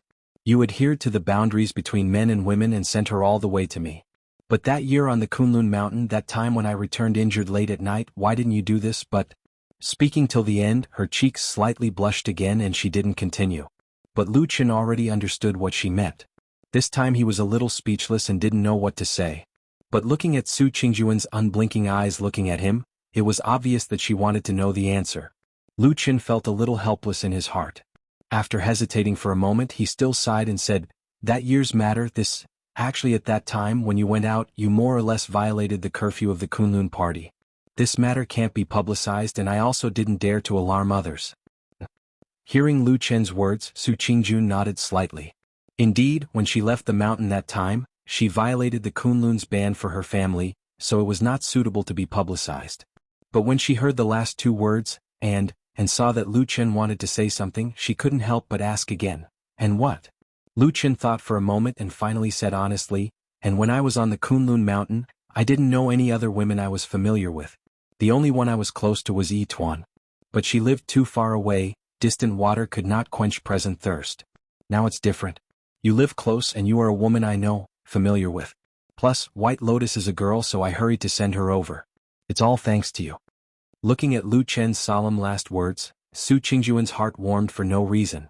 Then she felt an inexplicable sense of loss. She sighed softly and said faintly, "Anyway, I'm not as good as her. You were worried about her reputation, but you didn't have to worry about mine. When she was injured you ran to her in the rain and fed her rare elixirs. Oh, that's right, when I was injured you gave me the elixirs that you wanted from me. They were my own, right?" Lu Qin was dumbfounded and speechless for a moment. How could something so long ago be brought up again? But these words sounded a little awkward. But when he looked at Su Qingjun's cold and calm face, he felt suffocated again. He could only say softly, "How can she be compared to you? Don't think too much." Su Qingjun glanced at him and said, "She can't be compared to me?" Lu Qin nodded and sighed, "You're such a smart woman, how can you not understand what I mean?" The light in Su Qingjun's eyes seemed to flash for a moment, but then she restrained herself. The corners of her mouth slightly pursed as if she wanted to scold him, but she quickly restrained herself. In the end she just rolled her eyes at him and said, "You're full of empty words. Who knows which is true and which is false?" Lu Qin smiled and didn't argue. For so many years as a shadow, he had indeed lived the kind of life that Su Qingjun had just described. Sometimes even he couldn't tell the difference between true and false, let alone others. However, Su Qingjun didn't continue on this topic. Instead, after a moment of silence, her expression suddenly became serious. She looked at Lu Chen and said, "Okay, let's not talk about this for now. Tell me first, on this celestial dragon mountain, how did White Lotus suffer such a serious injury?" Lu Chen became silent. Su Qingjun waited for a moment and asked again, "Also, when you brought her here just now, you really didn't turn over her clothes and wound. Then I'm curious, how did you know that her wound was poisoned and caused her to bleed non-stop? You have to know, when I was treating her just now, I couldn't recognize what kind of poison it was. Instead, you even took out an antidote that could detoxify it." She stared at Lu Chen with a trace of coldness on her face and said, "Why is that? What is your relationship with the person who injured her?" Lu Chen was silent for a moment, then he smiled bitterly and said, "Okay, you're right, the person who injured her is me." Rumble. In the dark sky outside the house, there was a sudden clap of thunder. A gust of cold wind suddenly blew open the unlatched door and rushed into the house. The lit candle shook violently a few times and actually went out in an instant. The room was immediately plunged into darkness, and there were gusts of cold wind. It was also at this time, suddenly Lu Chen and Su Qingjun almost at the same time, turned their heads to look outside the room. Outside the open and shaking door, there seemed to be only a vast and boundless darkness in the cold wind and rain. Chapter 490. The night was as deep as the sea. In the endless darkness, there seemed to be a pair of pitch-black eyes staring at the only remaining warm place in the darkness of the night. But in the bitter wind and rain, besides the sound of the wind and the cold powder of the rain that came with the wind, there was nothing unusual. Lu Chen turned his head and looked at Su Qingjun. Su Qingjun hesitated for a moment and then shook her head slightly. Lu Chen frowned and then walked over. Holding the door frame, he looked at the darkness outside and slowly closed the door. A dim yellow light lit up behind him. He turned his head and saw that Su Qingjun had relit the candle. The candlelight shone on her beautiful face, reflecting a strange and gentle halo. She looked up at Lu Chen and calmly said, "You still haven't answered the question I just asked you." "It's me." Lu Chen took a deep breath and said, "I hurt her." Su Qingjun's eyes were slightly cold, but she didn't show too much shock. It seemed that she had more or less guessed before. At this moment she was staring at Lu Chen. After a while she said in a low voice, "Why?" Lu Chen smiled bitterly and said, "It's a long story. Can I tell you later?" As he spoke, he saw Su Qingjun's expression darken. He hurriedly said, "Look, I sent her here in such a hurry. No matter what, I don't look like I'm going to harm her, do I? At worst, you can wait until she wakes up and ask her. If she still has any dissatisfaction with me, then you can vent your anger at me." Su Qingjun looked at him for a moment. Her expression softened a little. Then she nodded and said, "Okay, but you sent her here and got me involved. You have to give me an explanation." Lu Chen nodded and said, "I understand. It's just that there are some things right now, it's hard to say. I'll definitely explain to you what happened today in the future." Su Qingjun nodded silently. It seemed that she had accepted Lu Chen's words. After a while she seemed to feel a little emotional and murmured, "First it was EXN, then my family was in a mess, and now White Lotus has become like this. Lu Chen, oh Lu Chen, are all the women around you unlucky?" Lu Chen was stunned. He seemed to want to say something, but in the end he smiled bitterly and remained silent. Su Qingjun felt a little strange. She looked at him and asked, "What's wrong?" Lu Chen silently shook his head. After a while, he sighed and said, "You are not the first person to say this to me." As soon as he finished speaking, he didn't say anything further. He just turned around and walked to the door. After pausing for a moment, he still opened the door and walked out. Su Qingjun looked at his back and revealed a trace of surprise and bewilderment. It rained for an entire night. In the early morning when the sky was slightly bright, even though the rain had become slightly lighter, it still showed no signs of stopping, and it was still pattering down ceaselessly. It caused the heavens and the earth to become hazy, and it caused the entire city to seem as if it was enveloped in a misty rain. Old Ma turned over on his bed and muttered sleepily. But in his daze, his slightly opened eyes suddenly saw a blurry black figure not far away from his bed. Old Ma's body stopped for a moment and he seemed to have not reacted. His eyes even closed and he seemed to intend to sleep for a while longer. But after a short while, he suddenly frowned and opened his eyes to look. Shockingly, he saw a person sitting at the side of his bed. This time, old Ma's shock was really no small matter. He exclaimed in surprise as his entire body suddenly sprung up, and his movement was so nimble that it was astounding. At the same time, he used one hand to protect his body while the other had already swung out. A dim light flashed in the center of his palm. At this instant, his face was filled with killing intent, and he looked as if he'd already made a killing move with all his strength. But in the next moment, his gaze suddenly squinted as he saw that the person that had appeared at the head of his bed like a ghost was actually Lu Qin. Old Ma was shocked again, and he hurriedly tried his best to restrain the strength of his wrist. But under the situation where he used too much strength, his fat body staggered and immediately fell off the bed with a plop. He firmly lay down beside Lu Qin like a dog gnawing on mud. At the same time, there was a burst of crashing sounds around him. It turned out that the bedding, mosquito net, and other things on the bed were also dragged down by him in a hurry, and suddenly it was a mess. Lu Qin sat on a stool and did not move at all. He only lowered his head to look at old Ma's embarrassed appearance. Old Ma cursed and pressed his hands on the ground. He jumped up and then pointed at Lu Qin and shouted, "Bastard, you appeared on my bed like a ghost. Are you trying to scare me to death?" Lu Qin looked up and down at old Ma and said, "You're so energetic, nothing will happen to you. Get lost." Old Ma shouted in a loud voice, and then he picked up the bedding on the ground and put it back on the bed. He still scolded, "Are you crazy?" With a lingering fear, he turned his back to Lu Qin and casually folded the bedding. Old Ma suddenly felt that something was not quite right, because during this time, Lu Qin did not quarrel with him as usual, but remained silent. Old Ma turned around with some doubts and looked at Lu Qin. After a careful look, he found that Lu Qin did look a little strange. He was still wearing the clothes he wore yesterday, and his whole body was completely wet. Even now, there were still drops of water constantly dripping from his clothes, and the ground under him had become wet. This man's face looked very calm or a little indifferent, but old Ma, who was very familiar with him, could see the faint waves in the depths of Lu Qin's eyes. He frowned, and there was a bad premonition in his heart. He asked in a low voice, "What's wrong, what happened?" Lu Qin slightly lowered his head and after a moment of silence he said, "Old Ma, I think that damn Baldy, he may really be a madman." Old Ma coughed, sat down on the bed behind him and frowned, "Don't talk nonsense to me so early in the morning. Can you make this kind of joke?" Lu Qin glanced at him and said, "I'm not joking." Old Ma was startled and he stared at him for a while. Suddenly he jumped up and strode to the window of the room. He pushed the door open and looked outside, then closed it tightly. Then he ran to the door and opened it to look outside. Finally he turned around and locked the door again. Then he took a deep breath, strode to Lu Qin and growled in a low voice, "Are you crazy? You came to my bed early in the morning to say this?" Lu Qin said, "I'm not crazy, he's the one who's crazy." Old Ma said, "What's wrong with Perfected Immortal?" Lu Qin said, "He forced me to kill White Lotus." Old Ma shouted without hesitation, "What's so strange about that? If it were me, I would have already killed that woman. I asked you to do it, but it was just to test you. What's wrong with that?" Lu Qin was stunned. He looked up at old Ma and the room suddenly became quiet. The two looked at each other. After a while, Lu Qin said in a low voice, "Do you think so too?" Old Ma sneered and said, "The person who should be asking is you.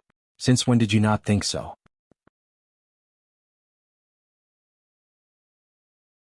Chapter 491.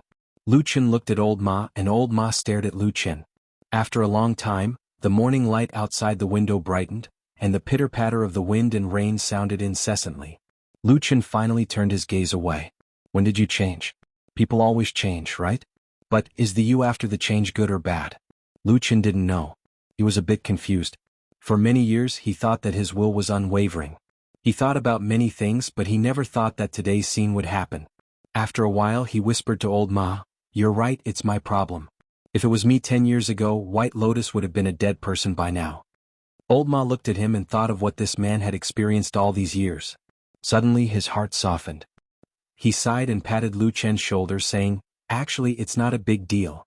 You don't have to worry." Lu Qin was silent for a moment and suddenly said, "Damn Baldy, he doesn't believe me? So he deliberately used this kind of method to test me?" Old Ma rolled his eyes, saying, "What are you talking about? Do you have a deep friendship with White Lotus?" "No, I don't think so. If you ask me, even if Lord Jinjuan is worried about you and wants to test you, it's more reliable to find that sleepy and gluttonous black dog than to use White Lotus, right?" Or is there a secret between you and her that I don't know? Seeing old Ma looking at him with a strange expression, Lu Chen immediately shook his head and said angrily, "Don't talk nonsense. My relationship with White Lotus can't be cleaner. You know it from the beginning to the end. There's no secret." Old Ma nodded and said thoughtfully, "What you said is somewhat reasonable." Lu Chen glared at him, stood up and walked to the window. He opened the window and stretched his body a few times, and his expression gradually calmed down. Although he looked calm on the outside, his heart was in turmoil. There was almost no one in this world who understood perfected Lord Tianlan better than him.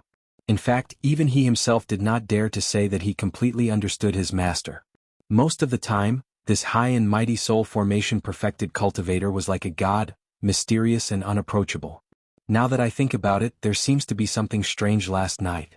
Lu Chen turned to old Ma and said, "From the beginning to the end, White Lotus didn't fight back at all. She just stood there the whole time." Old Ma frowned and said, "What are you trying to say? Are you saying that White Lotus was secretly threatened by someone?" "I don't know, at least not now." Lu Chen looked at the rain outside the window again. After a long while he suddenly said, "Probably for a person like him, it is still too difficult to completely trust someone. Over the years, the damn Baldy has seen a lot of deception and intrigue. What's more, he is actually the biggest shadow leader in the world." Old Ma walked over and looked at Lu Chen's face from the side. He saw that there was a somewhat complicated expression on his face, and at the same time, his voice became a little low. "What is a shadow? Shadows are born to do things that betray. They can betray all the people and things that can be betrayed for their original goal, and they will do anything to achieve their goal. After seeing this kind of thing too many times, they probably can't easily trust others anymore." Old Ma raised a hand and patted Lu Chen on the shoulder. It seemed that he wanted to comfort him, but when the words came to his mouth, no sound came out. In the end, it only turned into a sigh. "The more outstanding the shadow, the more intense their betrayal, just like me. You are different." Old Ma immediately interrupted Lu Chen's words and said in a low voice, "Even if outsiders don't know about your achievements, Lord Immortal will definitely remember it. He has always treated you differently from others. Otherwise, he wouldn't have accepted you as his disciple with such great fanfare and announced it to the world."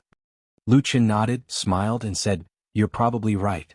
But if it were you, even if you view me in a different light, every time you see me, wouldn't you think that this disciple of yours once killed the master who doted on him the most and betrayed the sect that nurtured him with everything it had? Could he be thinking that this disciple of his might be a fickle person?" Old Ma said with a bitter smile, "Don't say that. Otherwise, no matter what, you won't be standing here. Anyway, believe me, Lord Immortal is still willing to trust you. At most, he just wants to arrange things carefully and test you more. You have to know that the old man has such a huge foundation in this life. If he can't find a completely trustworthy disciple, how can he pass on everything to you?" Old Ma's palm pressed on his shoulder tightened and he whispered, "Listen to me, Lu Chen. Don't be too anxious. Lord Immortal really doesn't have any bad intentions towards you." Lu Chen glanced at him and Old Ma looked at him calmly. After a while, the expression on Lu Chen's face also relaxed. He nodded slowly and then said, "I know." Old Ma breathed a sigh of relief, and the tense expression on his face also relaxed a lot. However, with his chubby face he turned around and muttered at the same time, "It's so early in the morning. Only you have so many things to do. By the way, yesterday I also asked about some clues about that matter. In fact, but I still feel a little strange." Lu Chen suddenly said, "Forget about the damn Baldy. After hearing what you said just now, I also let it go. But if last night was a test for me, why was it White Lotus?" Old Ma's expression slightly changed and he said, "What do you mean?" Lu Chen glanced at him and said, "You just said that if he really wanted to see whether I was completely obedient to him, it would be more useful to use Atsu to threaten me than White Lotus. But he just wanted to use White Lotus." Speaking of this, Lu Chen paused and then whispered, "It seems to me that the damn Baldy thinks that if I make up my mind to kill White Lotus, I can prove all my innocence, and he will completely trust me in the future. But I have nothing to do with White Lotus. What secret does this woman, White Lotus, have on Earth? Why does the damn Baldy think that she is so important to me, even more than all the people around me?" He slowly raised his head and looked at Old Ma, his eyes full of doubts. Old Ma also had some doubts on his face, but then he shook his head and said, "Don't look at me like that. I'm not a person who knows everything. About White Lotus, in fact, when we were in Kunlun Mountain, I have already helped you investigate once. I have told you everything I know. She is a person from a distant branch of the Bai family. Because of her natural talent, she was accepted as a disciple of Hakushin Jinkuan. She has nothing to do with you at all. Lu Chen was silent for a long time and finally sighed. He could not think of a reason. After shaking his head, he temporarily gave up on this confusing mystery. Then, as if he thought of something, he frowned at old Ma and said, "By the way, you just said that you have found something to tell me?" Chapter 492. Old Ma was stunned for a moment, then he nodded and said, "Yes, I wanted to talk to you last night but I couldn't find you. After I came back I waited for you for a long time but you didn't come back." Lu Chen said, "I was in Kunlun at that time." "What's the matter?" Old Ma said, "It's about the woman named Song Hui." Lu Chen's expression changed and said, "What did you find? When I asked you about this a few days ago, didn't you say that no one in the Grand Chancellor still remembers this woman?" Old Ma grunted and said, "It's true that the Dezayuan is like this, but yesterday I asked someone to find an old man who used to work in the Dezayuan. Now he's old and has nothing to do. He lives in the Immortal City, and there's no one to take care of him. He's living in poverty. I went to find him and gave him some money. He was very happy so he said a few more words." Lu Chen frowned and said, "What did he say?" Old Ma said, "He said that he did remember that there was such a young woman in the Grand Chancellor, but because Song Hui didn't work in the Grand Chancellor for long, she had an accident on a business trip. In addition, this woman didn't come from a famous sect, nor did she have a famous family background, so she was quickly forgotten. As for him, he also felt that this woman died a little pitiful, and her life experience was a little similar to his, so he kept a little impression." Lu Chen nodded and said, "What does he remember about Song Hui?" Old Ma pondered for a moment and said, "In fact, it's what I said before. She came from an ordinary small sect and entered Zhengxianming by chance, but she didn't have much success. She was just an ordinary person. Of course, maybe there will be other developments in the future, but unfortunately she passed away too early so there's almost nothing left." This sounded a little depressing, but Lu Chen's eyes suddenly lit up and said, "Wait a minute, do you mean you know the name of that small sect?" Old Ma smiled and said with a slightly proud expression, "I've already been there." Lu Chen also said with a smile, "It seems that the sword is not old. Not bad." Old Ma looked calm and said, "That sect is called Flying Goose Sect. It occupies a few rooms in the Celestial City. Once it is connected it will be the headquarters. There are only about a dozen people in total. Moreover, their cultivation of Dao techniques and whatnot seems to be mediocre." Lu Chen nodded.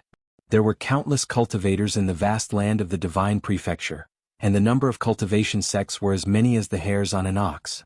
Apart from those famous sects with a long history and great influence, small sects like this were actually extremely common and not strange. Therefore he quickly asked, "Who did you go to? Did you get any information?" For some reason old Ma sighed softly at this time. After a while he said, "I went to ask, but it seems that all the cultivators in the Fian sect are young. They just joined the sect in the past 10 years so they don't know Song Hui.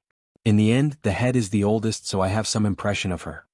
Lu Chen was silent for a moment and said with some emotion, "Life seems to be like a dragonfly skimming the surface of the water. There are only a few waves but no one can remember." Old Ma glanced at him and said, "Most people in the world are like this." Lu Chen smiled bitterly and waved his hand to signal Old Ma to continue. Old Ma said, "The head said that when Song Hui was accepted into the sect, he took a fancy to her aptitude. But in fact, when Song Hui joined the sect, she was already a little old. If she was slow in building her foundation, her future achievements would not be too high. But she is a small sect so they really don't care so much so they took her in." The head said that when Song Hui was accepted as a disciple, her parents had already passed away. Her own life was also difficult, so Song Hui was very happy to be accepted into the Fian sect. Later on she was also very respectful to the head. She could be regarded as a favorite disciple of the head, so he still remembers her after so many years. Lu Chen frowned and said, "What about the others? Nothing else? Isn't it the same as what the person in the Desai yard said?" Old Ma shrugged and said, "Song Hui was originally an ordinary woman. What else do you want? Oh, by the way." Old Ma suddenly seemed to think of something and said, "The head mentioned another thing. He said that Song Hui had a younger sister and she was very young. The age difference was almost 10 or 20 years." Lu Chen raised his eyebrows and said with a slightly solemn expression, "She had a younger sister? Where is she now? What is her name?" Old Ma sighed and said with a bit of pity on his face, "I don't know. I heard from the head that after Song Hui died in an accident, her younger sister, who was only 4 years old, suddenly disappeared and there was no news of her since then. No matter what they did, they couldn't find the little girl's whereabouts. At such a young age, she had no relatives. In this difficult and cruel world, she was probably going to die prematurely. As old Ma thought of this, he also felt a little sorry for the lonely little girl. But when he looked up at Lu Qin again, he was stunned. He saw that Lu Qin had a somewhat complicated expression on his face and seemed to be in a daze. "Hey, what's wrong with you?" Lu Qin was silent for a moment, before he gently exhaled a breath of air. After which, he spoke in a faint voice, "Young and lonely, wandering in the world and then disappearing without a trace." These words seemed to sound somewhat familiar to me. Old Ma was stunned. The rain that had been raining all night finally stopped. The air became fresh and even the blowing wind seemed to carry a bit of moisture. Lu Qin and Old Ma walked up the mountain. At the same time, Lu Qin whispered to Old Ma, "Right now, we still have to focus on hunting down the remnants of the evil cult. As for Song Hui, you don't have to worry about it for now." Old Ma was a little surprised. "Don't you want to investigate any more?" Lu Qin was silent for a while, and then he raised his head and looked into the distance. He saw the towering and majestic celestial dragon mountain standing towering between the heavens and the earth like a giant, and there were countless clouds coiling around the mountain. He retracted his gaze and said, "Don't investigate any more." Old Ma shrugged. "Up to you." The two separated when they reached the top of the mountain. Lu Qin went directly to Su Qingjuan's residence. Thinking about what happened last night, Lu Qin felt a little complicated. He hesitated for a moment before going up and knocking on the door. After a while, footsteps were heard from inside the door. The door was immediately opened and Su Qingjun appeared at the door. Seeing that it was Lu Qin, Su Qingjun nodded and said, "Come in." Lu Qin walked in, but before he could greet her, he heard Su Qingjun say as she closed the door, "White Lotus has woken up." Lu Qin was startled for a moment, then nodded and said, "Okay, then I'll go see her." Su Qingjun glanced at him and silently walked over. The door of the bedroom was unlatched, so she quickly walked in. Then Lu Qin, who followed her in, saw White Lotus on the bed. Perhaps she was startled by the footsteps. White Lotus, who had her eyes closed, opened her eyes and looked over. At a glance, she saw Lu Qin, who was beside Su Qingjun, and was immediately shocked. Lu Qin slowly walked over and sat by the bed.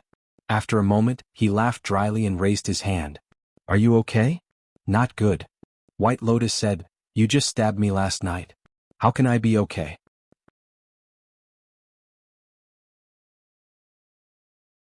Chapter 493. Lu Qin was choked by White Lotus's blunt words. After shaking his head, he asked White Lotus, "Why didn't you dodge last night?" "I didn't really use my full strength." "You could've?" White Lotus interrupted him and asked, "Then why did you want to kill me?" Lu Qin wanted to say something but hesitated. He couldn't really tell the two women in this room that it was Supreme Tianlan's order. It was up to him whether he believed it or not. Once he said it, it would probably cause a lot of trouble. White Lotus had already fallen into it, but Su Qingjun obviously had nothing to do with these things.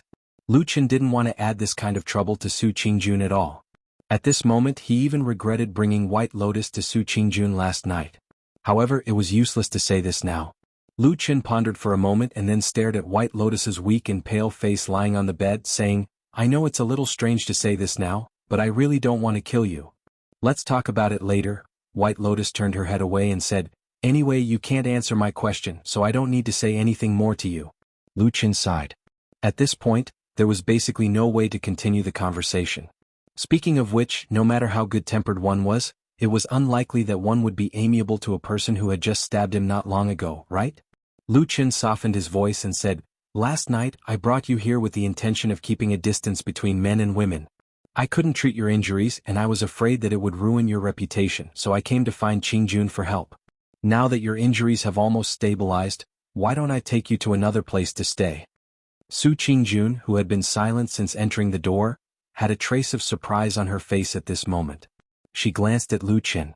White Lotus, who was in front, said without hesitation, "I'm not going.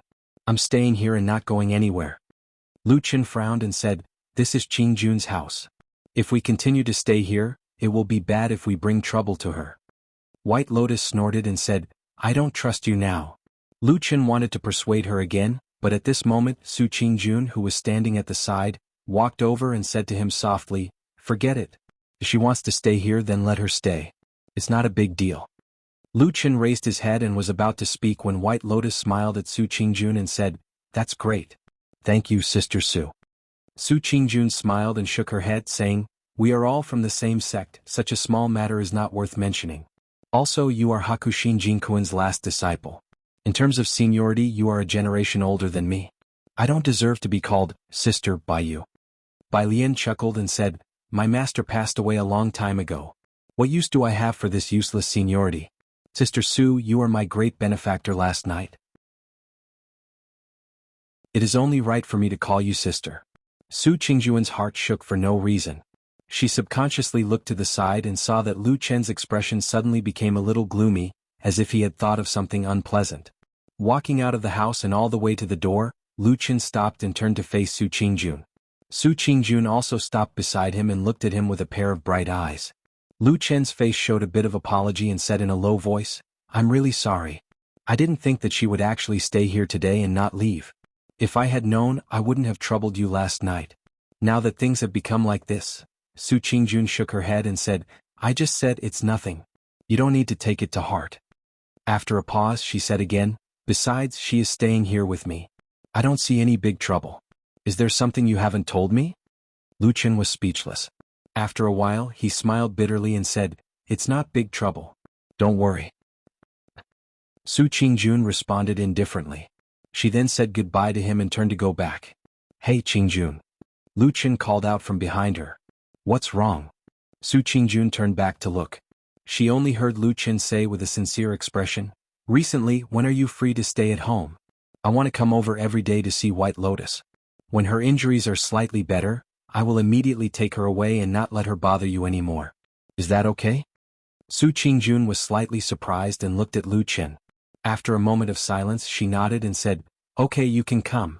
I don't have anything important to do right now. Most of the time I stay at home. You can come whenever you want." "Okay." Lu Chen agreed with a smile and then turned to leave. Su Qingjun stared at his back for a while until Lu Chen was far away. Only then did she close the door and return to the bedroom. Just 2 or 3 steps into the room, Su Qingjun heard White Lotus complaining, "This guy is too hypocritical. He likes to pretend all day long. He even said he would take me away every day to see my injuries. My injuries are nothing. He has never insisted on accompanying me. If I were to say that he might have come to see you, some people would believe it." Su Qingjun was startled for a moment. Then she shook her head. The corners of her mouth curled up slightly. There seemed to be a flash of light in the depths of her eyes. Although he encountered this inexplicable and depressing strange thing last night, Lu Chen did not directly rush to Kunlun Temple to settle the score with the damn Baldi. After leaving Su Qingjuan's residence, he acted as if nothing had happened. He did things as usual and went directly to the prison in Fiyunji, ready to continue tracking the whereabouts of the remnants of the devil cult. Except for old Ma, he never told anyone about what happened in front of Kunlun Temple that night, so no one suspected him. He began to live the same life day after day. Early in the morning, he would go to Su Qingjuan's place to visit White Lotus and chat with Su Qingjun. Then he would go to Kunlun Temple or Fiyunji prison, all to deal with the devil cult. It could be said that now many people could see that perfected Lord Tianlan had gradually placed the heavy responsibility of dealing with the devil cult on Lu Chen's shoulders. At the same time, a strange rumor began to spread in the Fuyun Department's prison. It was said that the esteemed Supreme's disciple was only interested in hunting down the Ghost Elder. In order to achieve this goal, only one person could speak up, and that person was Qin He. After Lu Chen brought Qin He to the quiet room and locked him up alone, no one was allowed to go in to see him. And Lu Chen himself would go to Qin He alone for 2 to 4 hours every day. As for what they did and what they said in between, no one knew. Many prison guards who had interrogated Qin He sneered at Lu Chen's actions. Of course, this was said behind his back. No matter what he did on the surface, he still had to give perfected Lord Tianlan face, right? Even they could not pry open Qin He's mouth. What right did Lu Chen, a newcomer, have to open his mouth? If he really got the information out so easily, wouldn't it seem that the prison guards were all idiots? But about 5 days later, another rumor suddenly spread from the prison, shocking everyone. It seemed that Qin He had opened his mouth and told Lu Chen all the secrets and information he knew. For a moment, undercurrents were surging inside and outside of Fiyunji. Everyone in the prison was even more shocked.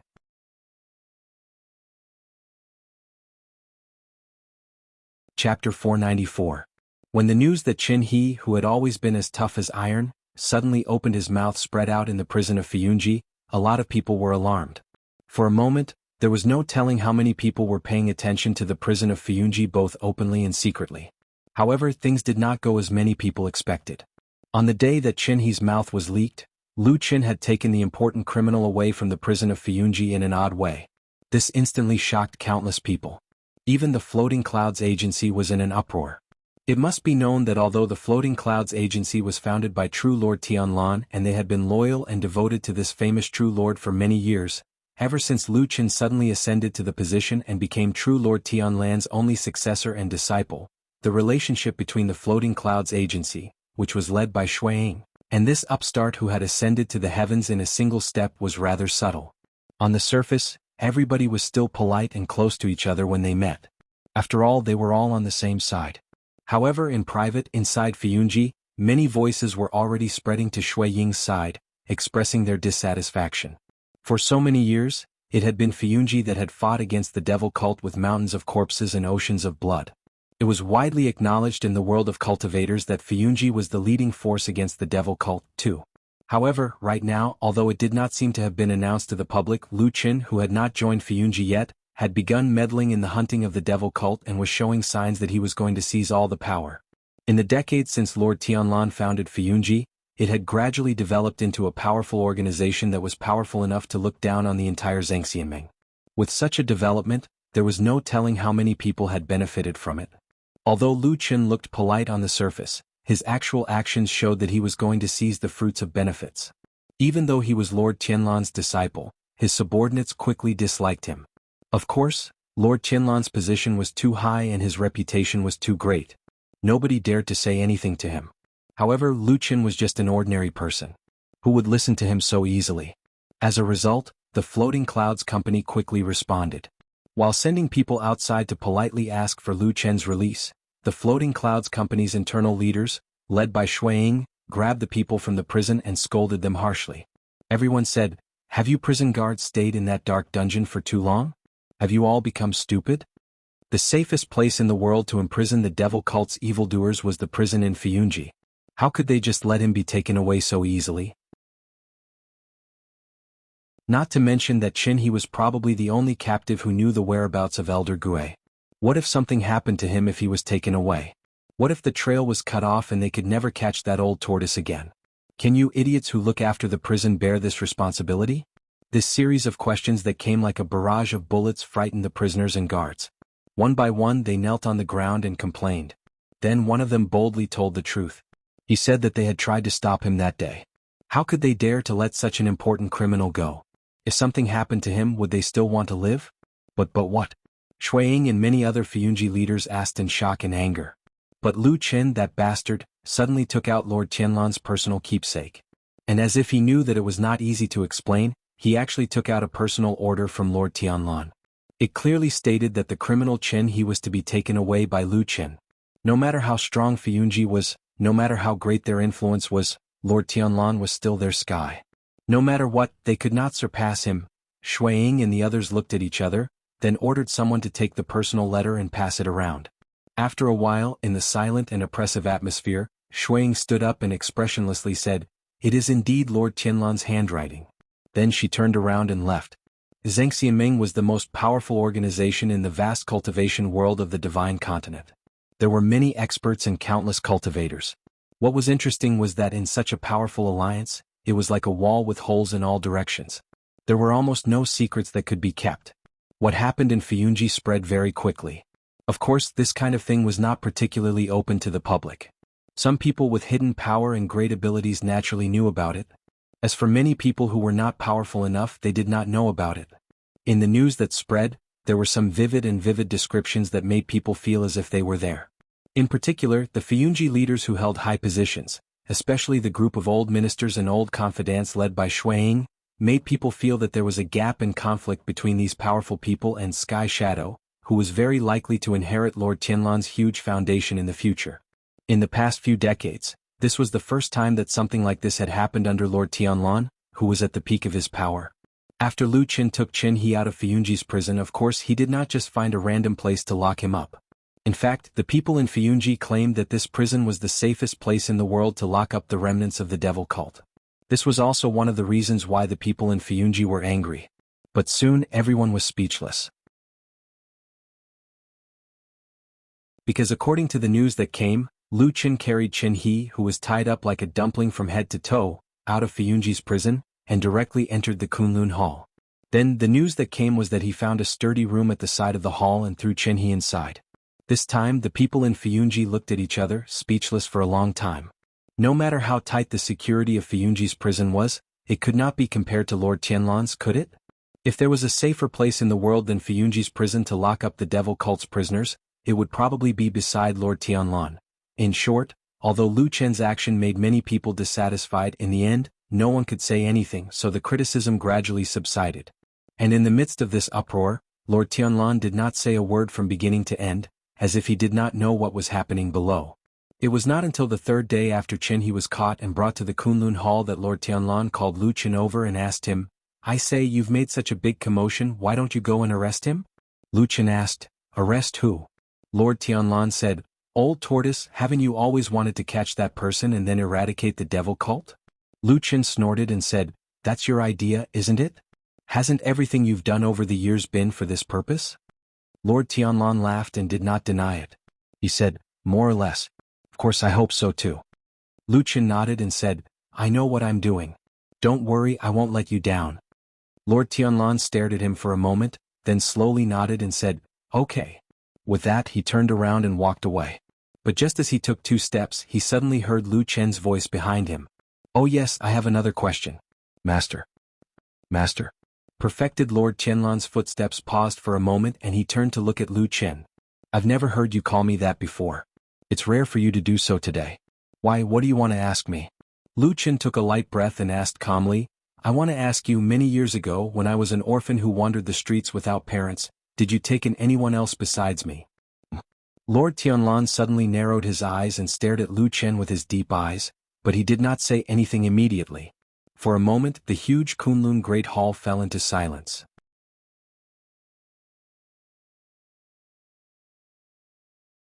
Chapter 495. Yes. After an unknown period of time, perfected Lord Tianlan opened his mouth. His tone sounded extremely calm and gentle, as if he was talking about a trivial matter. "You're the first orphan that I've taken in and nurtured. Over the years I've nurtured a few more people. My method of nurturing them is similar to yours." Lu Qin took a deep breath and looked at perfected Lord Tianlan. "I've never heard you mention these things before, including the people in Fiyunji, Old Ma and Shuang. You didn't mention them either." "They don't know either," perfected Lord Tianlan said indifferently. Lu Qin was rather surprised. "Why?" Perfected Lord Tianlan raised his head and looked at the distant sky outside the hall. "They're all dead. What's there to mention?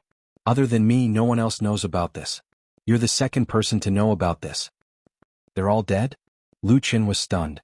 Perfected Lord Tianlan nodded. His expression was rather indifferent as he said, "Life and death are just a thin line for those who work as shadows. There's only 1 in 10,000 people who can be as outstanding as you. Be it in terms of cultivation talent or temperament, you have to be the best and most unyielding. Otherwise you'll either not be able to overcome the difficulties that you have to endure in cultivation, or you'll die a violent death due to carelessness in hiding. There are too many such cases."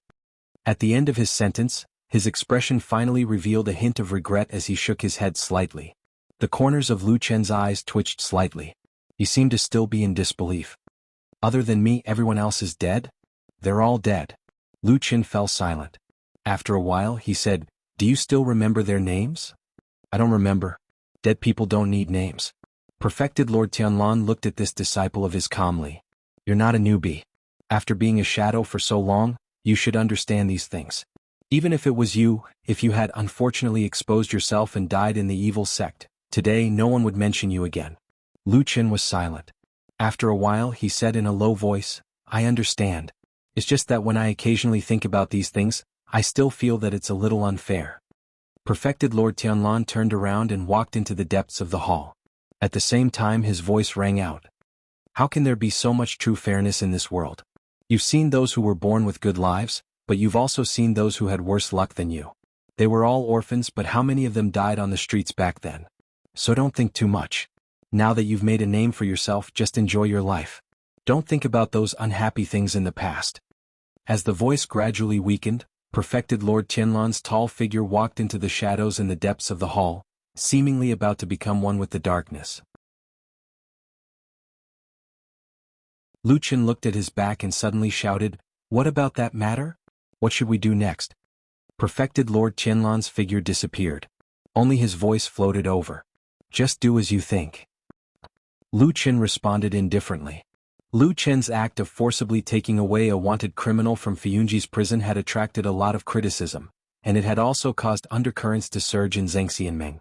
However, these disturbances and dissatisfactions, both overt and covert, ceased after people found out that Lu Qin had actually thrown the criminal into the Kunlun Palace Hall.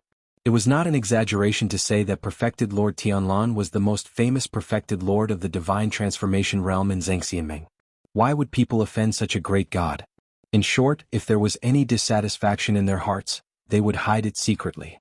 This matter would wait and see. Who told him to have a good master? Correspondingly, Lu Qin soon decided not to live in the house at the foot of the mountain at Shima Bridge, and directly moved into the Kunlun Palace Hall. His decisiveness was simply a case of sailing with the wind. He did not care about the issue of face at all. Even old Ma was amazed by his decisiveness. As for the black dog at the foot of the mountain, old Ma might have found a large cart to transport it over. Anyway, in the Kunlun Palace Hall, perfected Lord Tianlan and his disciple were the most powerful. Even if perfected Tiehu personally issued the no-dog order, it could not control this place. The Kunlun Palace Hall was naturally much larger than the house at the foot of the mountain. Atsu seemed very satisfied with this place. It was very excited to come here and strolled around. After Lu Qin warned it not to leave the scope of the Kunlun Palace Hall, he took old Ma to the place where Qin He was imprisoned. "Where is White Lotus?" Old Ma, who was walking on the road, asked Lu Qin, "Is she still living with Su Qingjun?" "Yes, she is staying there and not leaving. She probably found that although Su Qingjun is cold, she is actually more reliable than the two of us." "What are you talking about? I am different from you." Old Ma complained, then said, "Now there is a lot of talk outside guessing what Qin He said to you. What are you going to do next?" "Wait to catch him." They arrived at the quiet room in front. Lu Qin walked over with old Ma, pushed the door open and walked in. At first glance, old Ma saw Qin He, who was lying on the ground, tied up like a dumpling and unable to move at all. He was staring at Lu Qin with an angry and vicious gaze. But even his mouth was stuffed with something, so he could not make a sound. Lu Qin walked over and old Ma hurriedly closed the door of the quiet room behind him. Then he frowned and looked at Qin He and said with some doubt, "Didn't he agree to cooperate with you? Why do you still look like you have a blood feud?"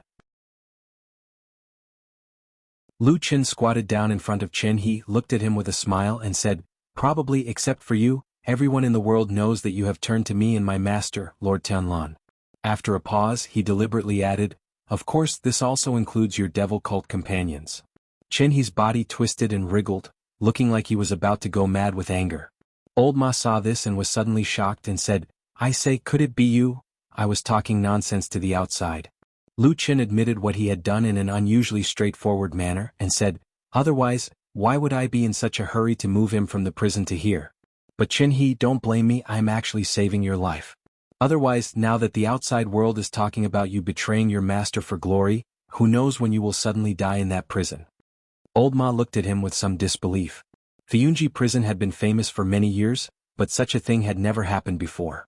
Lu Qin pretended not to see and seemed to have no intention of interrogating Qin He. He only said indifferently, "How is it, have you thought it through? You are also a smart person. The current situation is that I have splashed dirty water on you, and I will continue to do so in the future more and more, until your whole body is dirty and wet and no one in the devil cult will believe you anymore. You can't go back." Lu Qin said to him, "We have all stayed in the devil cult for more than 10 years, and know how those people treat traitors, and with this matter, even if you have a whole body full of mouths, you can't clear your name. No matter what, the people in the devil cult will not open their hearts to a suspected traitor, right? You see, you have no way out." Qin He made a weak but shrill hissing sound, his eyes were red as if he was about to go crazy. Lu Qin did not care about this and said calmly, "You see, compared to other people who only know how to use brute force to interrogate, I am the one who truly knows what is the most important in the heart of a believer of the Saint cult. Those people that you are not afraid of death to protect actually hate you to the core, and want to grind your bones and scatter your ashes, if you still have a family. And do you? Lu Chen looked down at him and said calmly, if you do, what will happen to them, we all know in our hearts, right? He reached over and gently removed the cloth from Chen He's mouth. Chen He stared at Lu Chen, and after a while, he hissed in a low voice, shameless. Lu Chen raised his eyebrows, squinted his eyes, looked at him for a while and said, so, you really do have a family.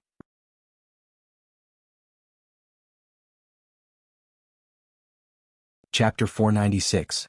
Although they had been captured and beaten by the world's righteous sects led by Zhang Xianming for hundreds of years, accused of being evil and propagandized for many years, in the hearts of the people, they were extremely vicious and even evil like ghosts.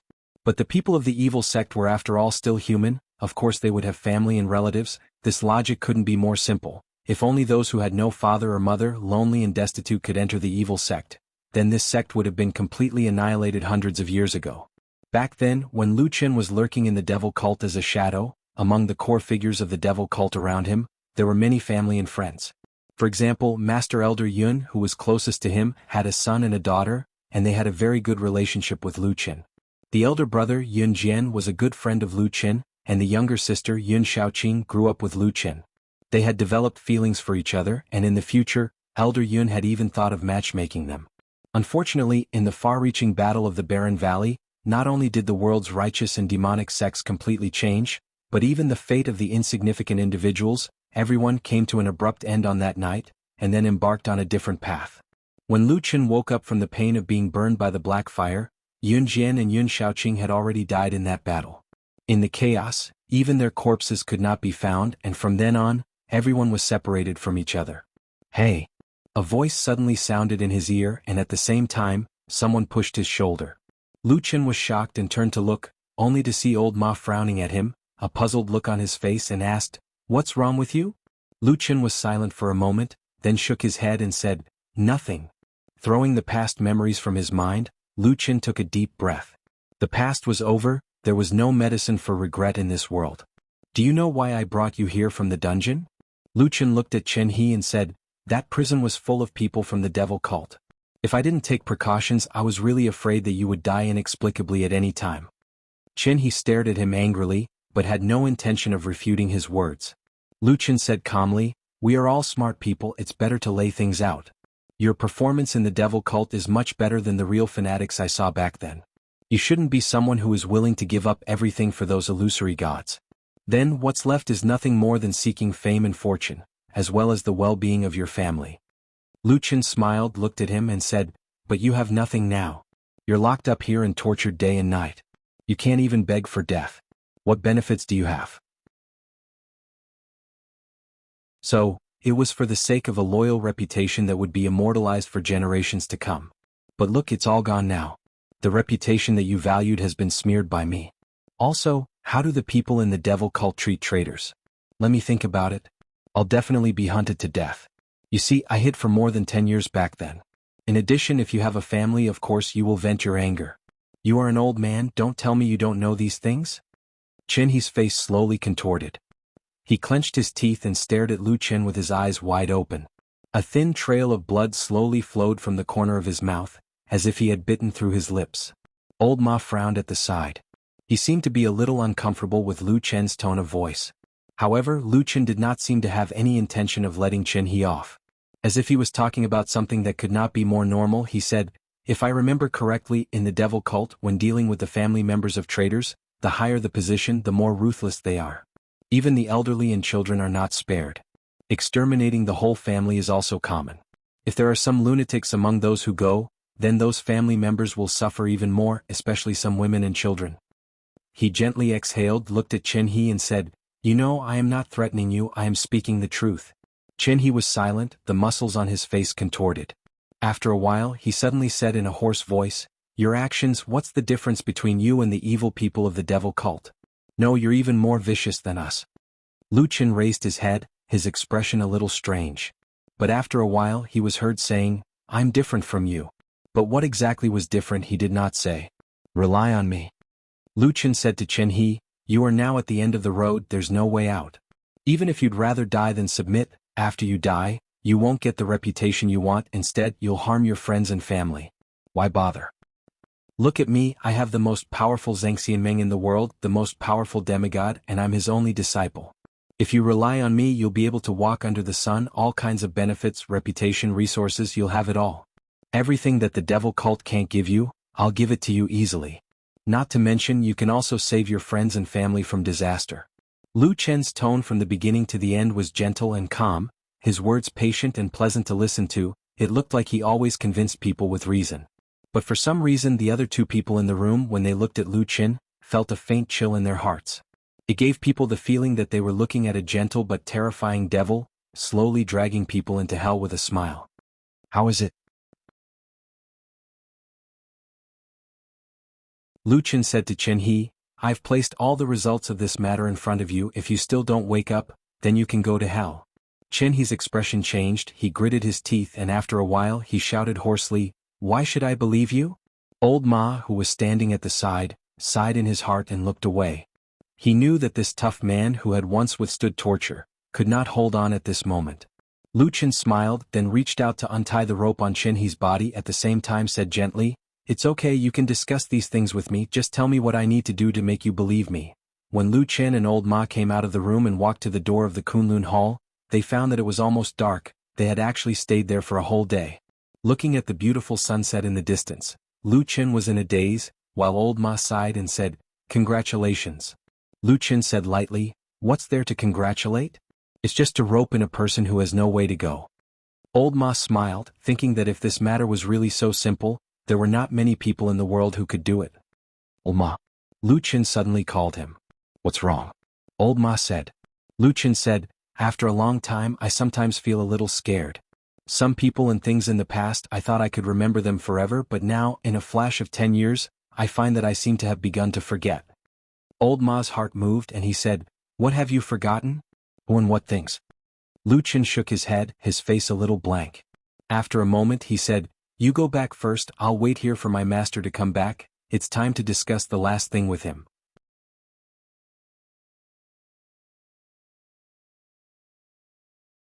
Chapter 497. In the dark and humid night, a cold wind blew past. Unbeknownst to him, it started to rain again.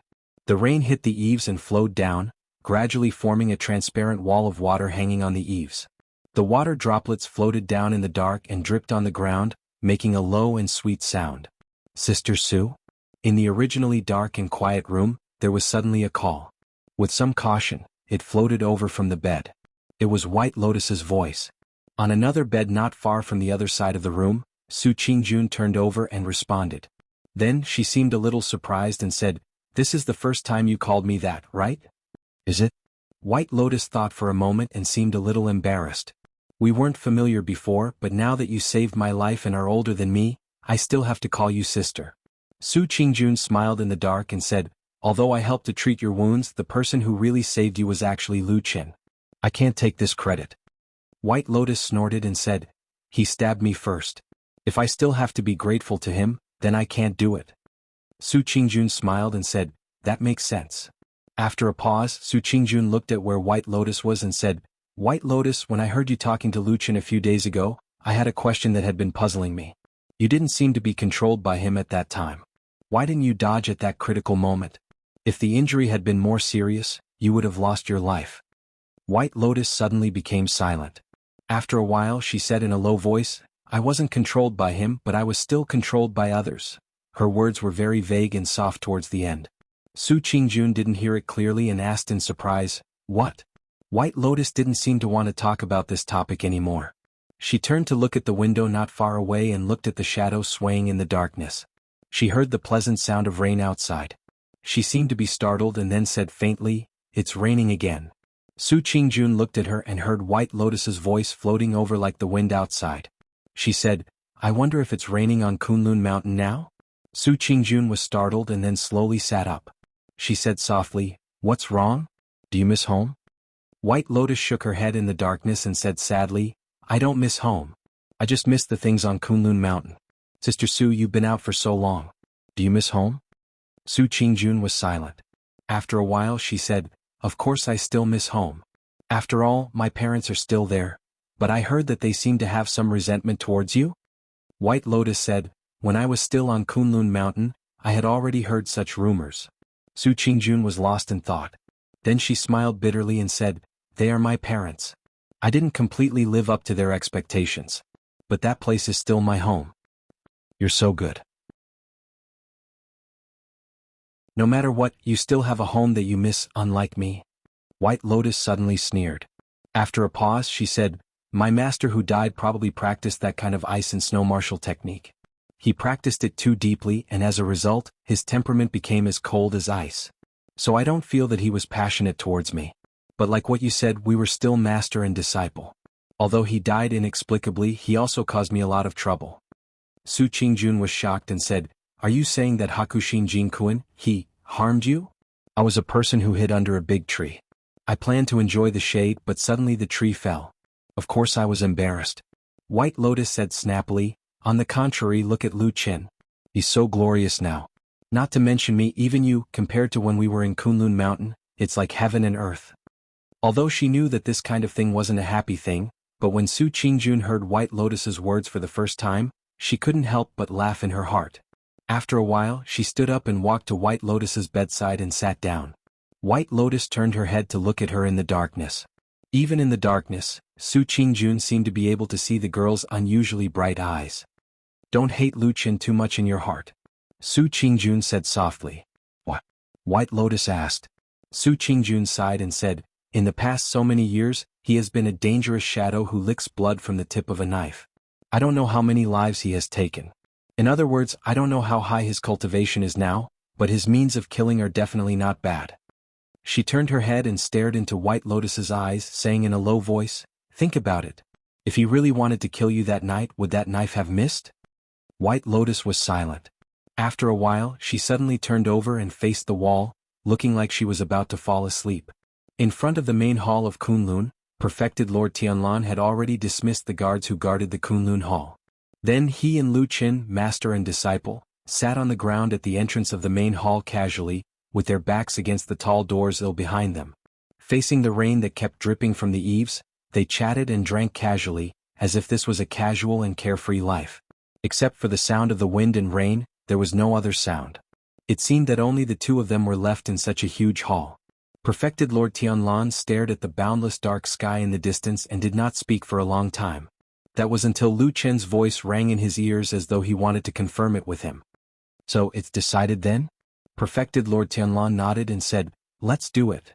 "Okay." Lu Qin also looked at the dark night outside. After a while, he suddenly said, "You know, I once called you a lunatic in front of old Ma." Perfected Lord Tianlan was stunned, as if he did not expect Lu Qin to suddenly say such a thing. At that moment he only smiled and did not say anything, obviously not taking Lu Qin's words to heart. However, there was no smile on Lu Qin's face. It seemed that he was not just bickering with perfected Lord Tianlan. He said in a low voice, "Back then I scolded you to vent my anger. In fact, I didn't really mean that. However, is what you want to do now really okay?" Perfected Lord Tianlan said calmly, "It's okay. If you believe me, help me. If you don't believe me, you can also leave the immortal city. No one will stop you." After a moment of silence, Lu Qin said, "Actually, I'm also a lunatic. To think that I chose to believe you." Perfected Lord Tianlan laughed out loud and threw a wine gourd over. Lu Qin caught it and raised his head to take a big gulp. Then he let out a long breath and sighed. "Awesome." As he said that, he turned to Perfected Lord Tianlan and asked in a deep voice, "How much time do we have?" Perfected Lord Tianlan hesitated for a moment and said, "I can't be sure. It depends on the situation of the blood moon." Lu Qin nodded as if expressing his understanding. Then he turned around and looked at the water droplets that were dripping down from the top of the hall like a waterfall. After a while, he suddenly said to Perfected Lord Tianlan, "Speaking of which, I've been feeling a little puzzled about something recently." "What is it?" Lu Qin said, "It's about you, Master. For so many years, you've always treated the fiend cult as your #1 target. You've been involved in so many battles and killings, wanting to get rid of them as soon as possible. However, the strange thing is that you don't seem to care about it, even though I've brought news that we might be able to capture Elder Gui this time. Isn't that a very strange thing?" Lu Qin turned around and stared at Perfected Lord Tianlan, saying softly, "Isn't that so, Master?"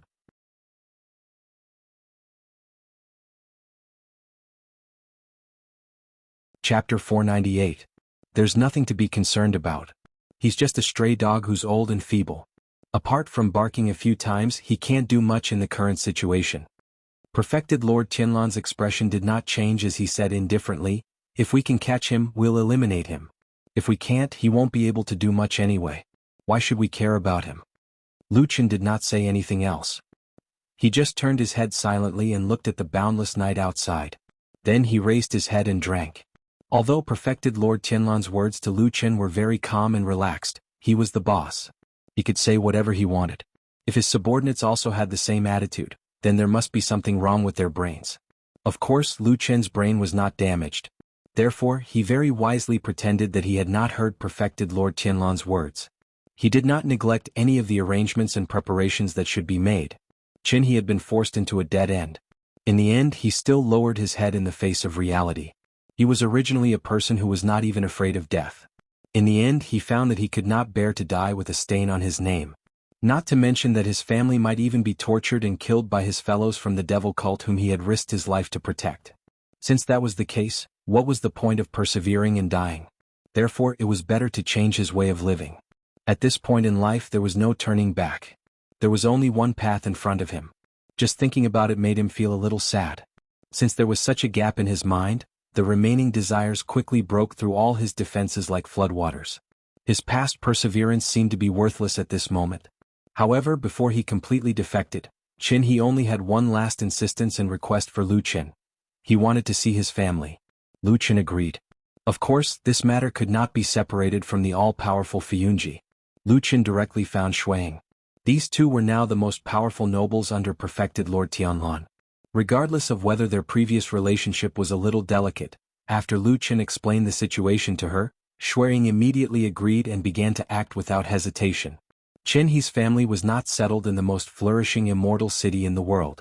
Even though there were many people here and it was as vast as the ocean, the True Immortal Alliance and the Floating Clouds Agency, which had a deep foundation, might really be searching for a needle in a haystack in this huge city. Therefore, He's family was settled in a small city 300 miles north of the Immortal City. When He made this request to Lu Chen, it was during the day. That night, a group of Fiyunji elites arrived at the small city called Hohat. This group was personally appointed by Shuang, but the leadership was given to Lu Chen. No matter how you looked at it, this seemed to be a tactful expression of goodwill from Shuang. Moreover, other than the 10 Fiyunji people, there were 3 more people in the group. They were all experts that the Kunlun party had recently dispatched. Could be seen that Shuang seemed to be slowly integrating these new forces. However, he did not know if it was a coincidence, but among these 3 people, Lu Chen knew 2 of them. One was Su Qingjun, the other was He Yi, and the last person was a complete stranger to him. Her name was Kai Jingyi, and she was also a Kunlun party expert who had cultivated to the Jindan realm. Including Lu Chen, this group had a total of 14 people, but only Lu Chen knew the final destination. In reality, even in Fiyunji there might be a few people who knew about tonight's operation, but the only one who knew the final goal was Shuang. Lu Chen led the group along the way. Although he did not say the final goal, everyone understood that this was an extremely important matter, so no one asked too many questions. However, on the way, Lu Chen's gaze would occasionally sweep over the 2 people he was familiar with. Su Qingjuan's expression was calm, as if there was no emotion on her face. Occasionally, when her gaze met Lu Chen's, she would also nod slightly in acknowledgement. In comparison, He Yi's attitude was very complicated and ambiguous. Basically, he also kept a cold face throughout the journey, but when Lu Chen saw him, his reaction was very different from before. At first, he ignored him, cold and indifferent, but later on, who knew what he thought of along the way, his attitude gradually softened, and in the end he even took the initiative to smile at Lu Chen. Even with Lu Chen's rich experience in front of this He Yi, he still could not guess what this person was thinking. After rushing all the way, they finally reached the outskirts of Hohat City at night. Only then did the group know that this was the destination of their trip. For the first time, Lu Chen told everyone the goal of this trip, which was to find and rescue He's family, and then return to the immortal city of Fiyunji. Recently, many people in Zhangxianmeng had heard about the legend of the stubborn He. Although no one had really come out to confirm it, and it seemed to be an unfounded rumor, but today, after hearing this news, everyone knew that He had actually been instigated by this new disciple of Perfected Lord Tianlan. The attitudes of the 10 people in Fiyunji immediately changed. Although because of the subtle difference in their positions, everyone maintained a certain distance. But these people who were selected by Shui Ying were of course the elites of Fiyunji, and were also people who had fought against the devil cult for many years. Of course, they understood how important it was to be able to instigate such a high-level person to defect. Therefore, when everyone looked at Lu Qin again, there was a hint of admiration in their eyes. They no longer thought of Lu Qin as an insignificant person who relied on perfected Lord Tianlan to advance. Among the three from the Kunlun party, Kai Jingyi probably did not know much about the devil cult, so her reaction was normal. Su Qingjun, on the other hand, was calm on the surface, her eyes bright as if she was in a good mood. And He Yi, on the other hand, had a complicated expression. He stared at Lu Qin from the side and did not speak for a long time. In short, under everyone's different reactions, Lu Qin made the final arrangements, and then led the group straight to the northwest corner of the city, where Qin He's family lived. For cultivators, this distance would only take them a short while to cover. The night was silent and there was no one on the long street. In front of them was a very ordinary-looking house. The door was tightly shut. In the dead of the night, the faint cold wind blew at the corner of Lu Chen's clothes. After that, a wave of strange sounds that seemed to be repressed, angry, fearful, and despairing could be heard intermittently. It was low and deep as it drifted through the darkness of the house. If it wasn't for the extraordinary hearing of a cultivator, it would really be difficult to hear it. Lu Qin stood in front of the door. Just as he was about to push it open, he suddenly raised his head and looked at the top right corner of the wooden door. To his surprise, he saw that in the dark corner, there was a bloody handprint. His face suddenly darkened and his gaze turned cold.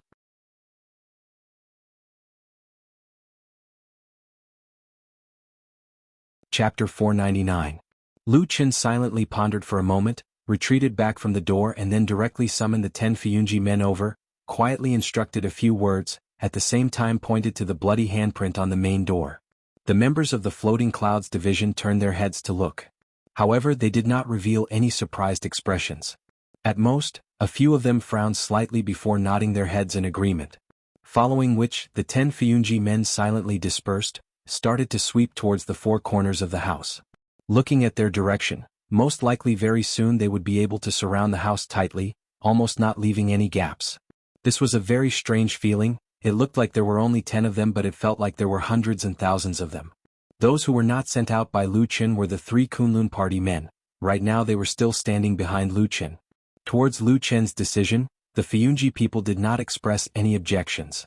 Among the 3 Kunlun people, Su Qingjun and He Yi did not speak, instead that Kai Jingyi quietly spoke, indicating that he could also help. Lu Qin very simply replied to his question, indicated that this kind of encirclement and interception looked simple but was actually not easy. The Fiyunji people were all experienced. Tonight they would be the first to do it. As for the remaining 4 people including himself, of course they would not just stand there and watch just based on their skills. The 4 of them were actually the strongest, therefore directly breaking the door, this kind of crude and simple but at the same time dangerous matter, was left to them. Hearing his words, Kai Jingyi also quietened down. It could be seen that although his skills were not bad, but tonight was the first time against the evil sect, he was somewhat excited and also somewhat nervous. Instead, the other 2 youths, Su Qingjun and He Yi, were very calm. Lu Qin glanced at them, his eyes revealing an inquiring look. Very quickly, Su Qingjun and He Yi both nodded to indicate that they had no objections and were already prepared. Lu Qin glanced afar again, saw that after a while, the 10 Fiyunji elite soldiers had already concealed themselves in the darkness around the house, completed the encirclement. Lu Qin nodded and then again walked towards the house's main door, glanced at the bloody handprint, stretched his hand and pressed on the door. The wooden door must have had some years. It was no longer that smooth and flat, a little roughness could be felt. Lu Qin's hand pressed on the middle of the door, his face calm but deep in his eyes, a dark flame suddenly flashed past. The 3 people behind Lu Qin all glanced at him. Although they could not completely see Lu Qin's cultivation method, the hidden power was still very strong. It was enough for them Golden Elixir Realm cultivators to see it.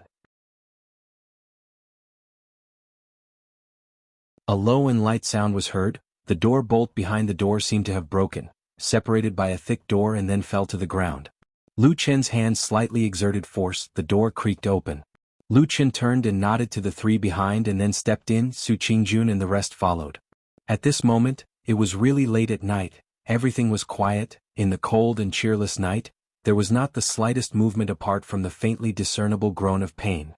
However, in the next moment Lu Qin, who looked abnormally calm, suddenly rushed forward. His speed was so fast that there was even a sharp whistle on the spot, startling the three behind him. They only saw him rushing through the entrance, not taking the main path of the courtyard, but directly pouncing on a big tree in the corner of the courtyard. A moment later, an angry roar came from the tree, but Lu Chen's figure instantly disappeared into the shadow of the tree, followed by a shrill scream that echoed through the night. At the same time, there was a commotion in the depths of the mansion, and several voices shouted angrily. Lu Chen floated back to the ground, and without even looking back, he waved his hand and rushed into the mansion with the other three people.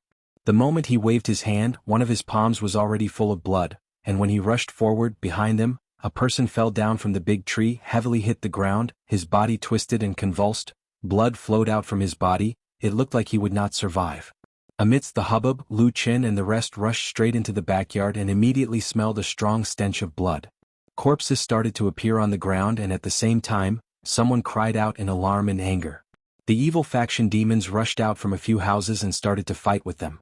Su Qingjun and the rest went up to meet them. This confrontation, the difference in strength between the two sides was very directly displayed, although Lu Chen's side had fewer people but each of them were valiant, placed in a famous sect like the Kunlun Party. Su Qingjun and the rest were also the best in the Jindan realm. Other than Yuanying Jinren, they were almost invincible. Now that the evil faction had been in decline for many years, where would they still have so many masters? This confrontation, a round of killing, immediately they retreated. In a blink of an eye, a few of them fell. Seeing that the situation was not good, the incoming enemy was too strong, immediately there were people from the evil faction who shouted and fled. As a result, a few figures flew up the wall beside, and all of them scattered at the same time, each escaping in different directions, seemed to be very experienced. Su Qingjun just wanted to chase but was held back by Lu Qin, then heard Lu Qin said in a deep voice, "Don't care about those who escaped, it's more important to split up and save people first." Su Qingjun nodded and agreed. The four of them scattered and ran towards different houses. And in the distance, those evil sect evil men who had just rushed up the wall and were about to escape. At this moment, cries of alarm were heard. From the dark shadows, sinister and vicious weapons were flashing, crafty hidden weapons were flying out, and there were also all kinds of tricks. For a moment, not knowing how many unlucky people were hit like dumplings fell down from the wall. Quite a number of them were extremely angry and cursed out loud. Naturally, no one cared about those evil faction remnants' despair outside. In the house, Su Qingjun carried her long sword and searched all the way. She saw that there was no one in the two houses, but on the way, there were one or two corpses lying on the ground. Looking at the clothes, they seemed to be servant girls and the state of their death was rather miserable. Her expression was not good. Suddenly she saw a glimmer of light flashed in a house ahead and immediately extinguished. Something strange seemed to be happening. Her expression changed, quietly leaned over, quietly waited at the door for a moment. Suddenly her body knocked open the door and directly rushed in. Immediately, a loud cry was heard from inside the house. Mixed with a woman's cry of alarm, two black figures in the darkness pounced towards Su Qingjun. Su Qingjun turned, waved her long sword. A ray of moonlight suddenly lit up in the darkness, illuminating her cold beautiful face, broke through the shadows and slashed down. The sound of the wind stopped. Everything seemed to stop at that moment. Moonlight slash. This was the Kunlun Party's famous unique skill. Naturally its power was extremely great.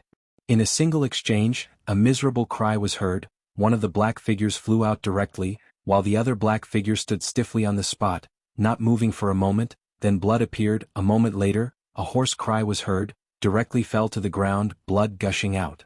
Only Su Qingjun's face did not show any joy, but suddenly a trace of anger flashed past. Right now, with that flash of light, she could see the situation in the house clearly. The two people who pounced were naturally the evil faction's demons, and almost half of their bodies were naked. There was a huge wound on the chest of the man who was killed by her just now. It seemed that he was dead, but the other man took a few steps back and suddenly grabbed a nearly naked woman. He placed the blade on her white neck and said in a hoarse voice, "Stop or I'll kill her." After saying that, he exerted force. Immediately a stream of blood flowed down from that woman's neck.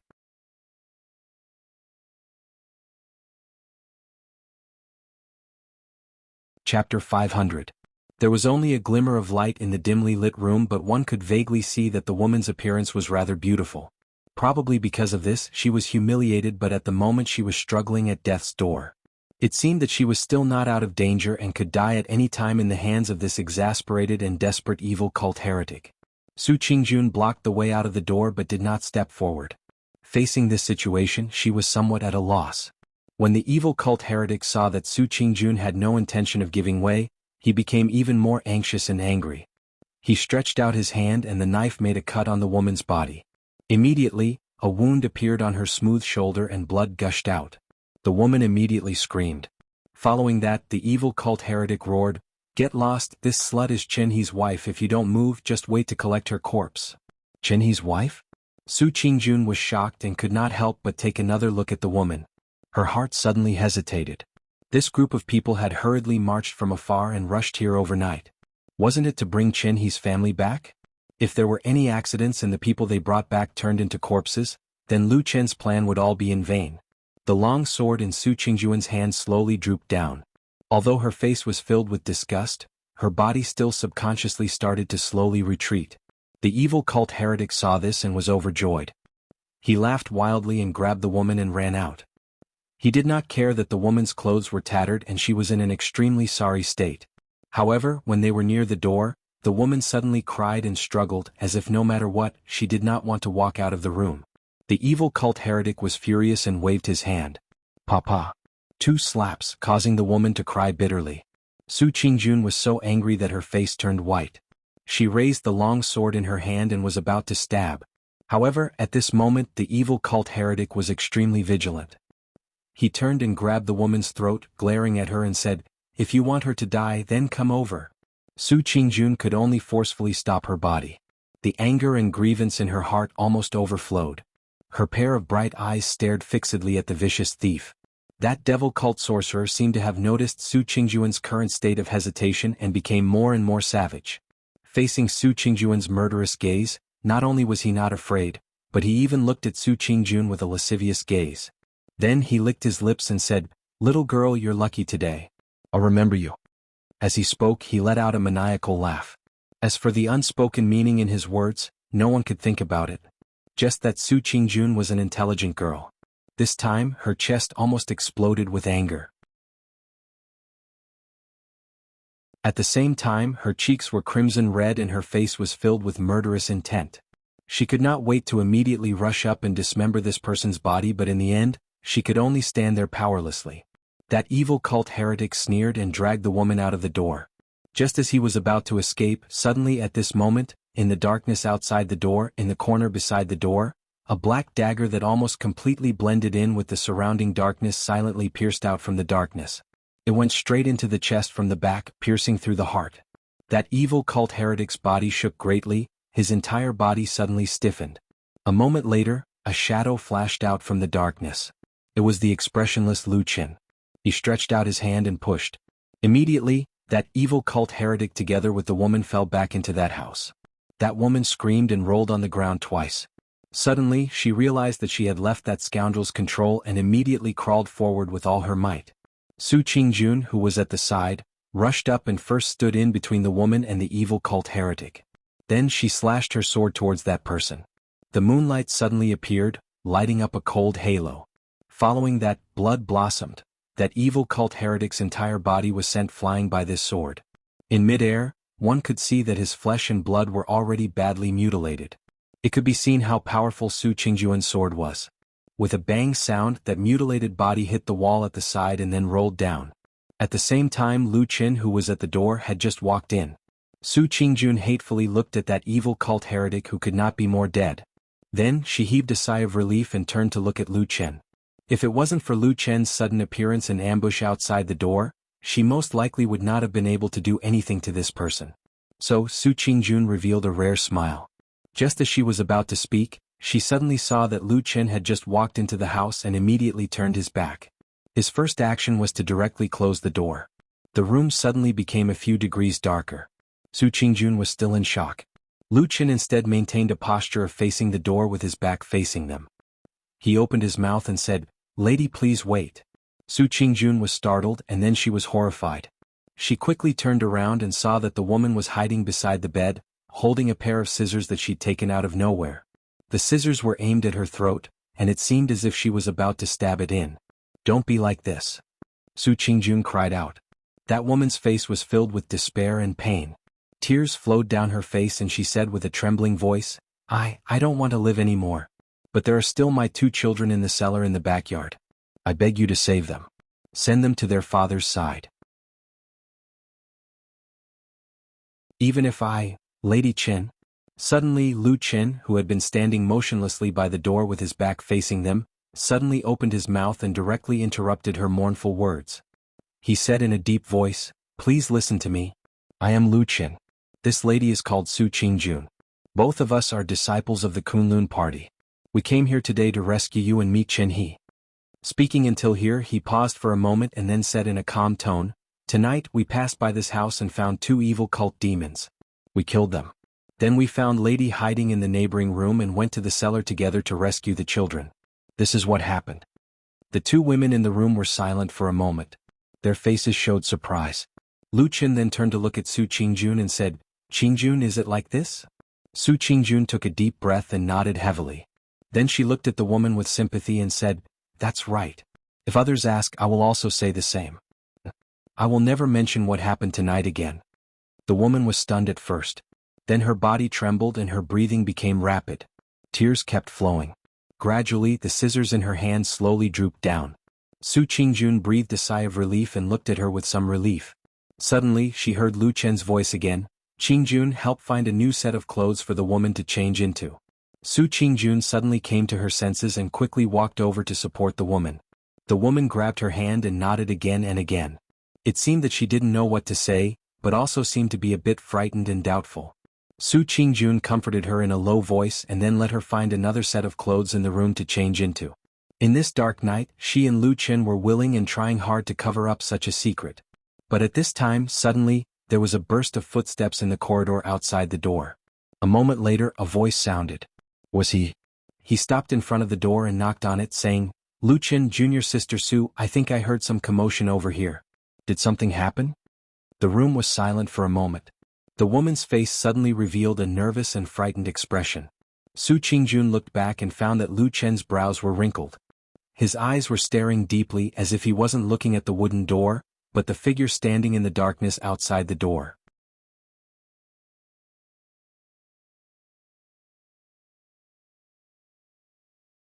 Chapter 501. Su Qingjun was also anxious, looked at Lu Qin and was about to speak when Lu Chen's clear voice said, He Shixiang, there are 2 evil faction heretics hiding in the house. Shiji Su and I discovered them and after a fierce battle, we have eliminated them. He Yi's figure was faintly reflected in the window. After hearing Lu Chen's words, he still stood outside and did not move. After a while he said, I see, do you need me to come in and help? That woman used her hand to cover her chest. Her face was full of pleading and she shook her head desperately. Su Qingjun walked over and blocked in front of her, gently patted her body to comfort her. At the same time, her eyes glanced at Lu Qin. Lu Qin seemed to feel her eyes behind him, nodded slightly and very calmly said to the door, Thank you He Shixiang, everything is fine here. Shiji Su and I will search again. We will come out later, we don't need to trouble you. He stood outside and was silent for a while, then said, That's good. After speaking, he walked forward and disappeared outside the window.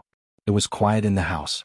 Outside the house, the sound of footsteps gradually fading away, mixed with some intense fighting and cursing sounds from further away. It should be the fight between those fleeing evil sect demons who were intercepted by the Fuyun Division's men. But to the 3 people here it seemed to be very far away right now. When the footsteps finally disappeared, that woman's expression relaxed but she staggered and almost fell to the ground. Su Qingjun quickly hugged her, softly comforted her and then turned to speak to Lu Qin, but Lu Qin suddenly turned his head, put his hand on his mouth and made a keep quiet gesture. Su Qingjun was startled. Lu Qin slowly walked over. At the same time he said in a clear voice, Shiji Su, these 2 evil faction heretics' bodies, how do you think we should deal with them? Su Qingjun was intelligent, her eyes looked outside the door and had already understood. After a moment she carried that woman and walked inside, calmly said, You do as you see fit, I will look around again. While they were talking their hands did not stop. Lu Qin dragged the 2 dead evil faction heretics together. Su Qingjun covered the woman and let her change into the clothes she had just taken out. After the woman changed her clothes, Lu Qin nodded to the 2 of them and walked over to open the door. He then dragged the 2 corpses out and threw them into the courtyard. At the same time his eyes calmly looked around, saw that the huge house was in a mess, there were shadows moving everywhere, but overall, it seemed that their side had the upper hand. Those evil faction heretics who bullied women, children, old and young might be extremely vicious, but if they really met the elite good faction masters, with the evil faction's current weakness, they were basically powerless to resist. In a shadowy corner far away, he looked at Lu Chen for a while and then looked at the two corpses that he had thrown into the courtyard. After a moment of silence, expressionlessly retreated and soon disappeared into the darkness. And Lu Chen, who was at the door, waited for a while, seemed to sense something, then made a gesture to the house behind him. Su Qingjun then led that woman out. Lu Chen very directly said, "Lead us to save your child." That woman nodded heavily and quickly led them to the backyard. In the dark night, her clothes fluttered, plain and peaceful, covering her injuries and also covering the ugly truth not long ago. This night quickly quietened down, the night deepened and the chaos in the house also calmed down. This time the evil faction sent as many as 18 people. Obviously they had the intention of exterminating the entire family, not letting a single Qin family member escape. But in the end, 9 died and 9 were injured. It could be said that they were completely wiped out. The Qin family side also suffered a lot of casualties. The maids and servants died the most, 3 or 4 of their relatives and friends also died. But the most important thing was Qin He's wife and 2 children were spared from the calamity. This was because when the calamity suddenly happened, after those evil faction evil people rushed in during the night, Qin Furen immediately hid the children in an extremely secluded cellar and instructed them not to make any noise or come out. The cellar had been built long ago, it was exceptionally secluded, even a cultivator would find it hard to discover. But because of this, the underground space was very narrow, only enough to accommodate 1 person, barely able to fit 2 children. Lady Qin herself could not go any further. This kind of secluded and narrow cellar was almost useless on normal days, but Qin He secretly built such a place in his own house, probably to guard against something. Lady Qin was humiliated but managed to escape with her life in the end. Her luck was naturally good. But it was also because those 2 evil faction sorcerers forced her to reveal the whereabouts of the Qin family's 2 children while they were being tortured. Naturally Lady Qin would rather die than reveal the truth and persevered until Lu Chen and the rest arrived. After that, there was no need to stay in this small city for long. Everything could not be compared to the immortal city where Zhang Xianming's main hall was located. So after a few leaders discussed, Lu Chen very quickly made a decision. Everyone rushed back to the immortal city overnight. The journey was long, and many of the Qin clan members were mortals without any cultivation. Fortunately, the people of the Fuyun agency were very resourceful, and they actually managed to get a few carriages to send them on. Then everyone left the small city together. In the middle of the night, where did they get these horse carriages and horses?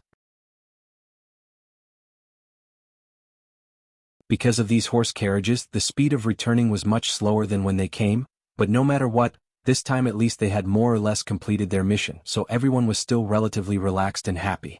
Lu Chen walked at the back of the group, probably to cover the back. As he walked, he found that Su Qingjun had unknowingly come to his side, walking with him. He smiled at her. She was silent as if she did not want to smile, but in the end she still slightly pursed her lips, then softly said, "These evil faction villains really do all kinds of evil, they deserve to die." Lu Chen nodded, said, "So, if you meet them in the future, don't be lenient." Su Qingjun made a sound after a moment of silence, said, "That? Lady Chen's matter, you handled it very well." After a pause she said, "Much better than what I wanted to do at that time, this is indeed the best. Just that I don't understand, why did you think of doing this at that time?" Lu Chen was silent for a while, said, "I have seen women who had this kind of experience. Once the news of their humiliation spread, very few of them could survive." After a moment he added, "Most of them died by suicide. What killed was not only knives, axes and weapons, but also the tongue and words." Su Qingjun was silent. For a moment she did not know what to say. Finally she softly said, "This matter, let's never mention it again for the rest of our lives." Lu Chen frowned and walked forward. Su Qingjun's countenance suddenly changed, grabbed Lu Chen's arm, stood where she was and stared at this man's eyes, her face revealing nervousness and solemnity. She lowered her voice, using a voice that only she and Lu Chen could hear, said word by word, "Tell me you did this good deed to save her." Lu Chen looked at Su Qingjun's bright and clear as the bright moon eyes. After a moment he slowly nodded and said, "I am." Su Qingjun heaved a long sigh of relief, slowly loosened her grip on his arm and then smiled sweetly. This was the first time in this dark night that she smiled happily.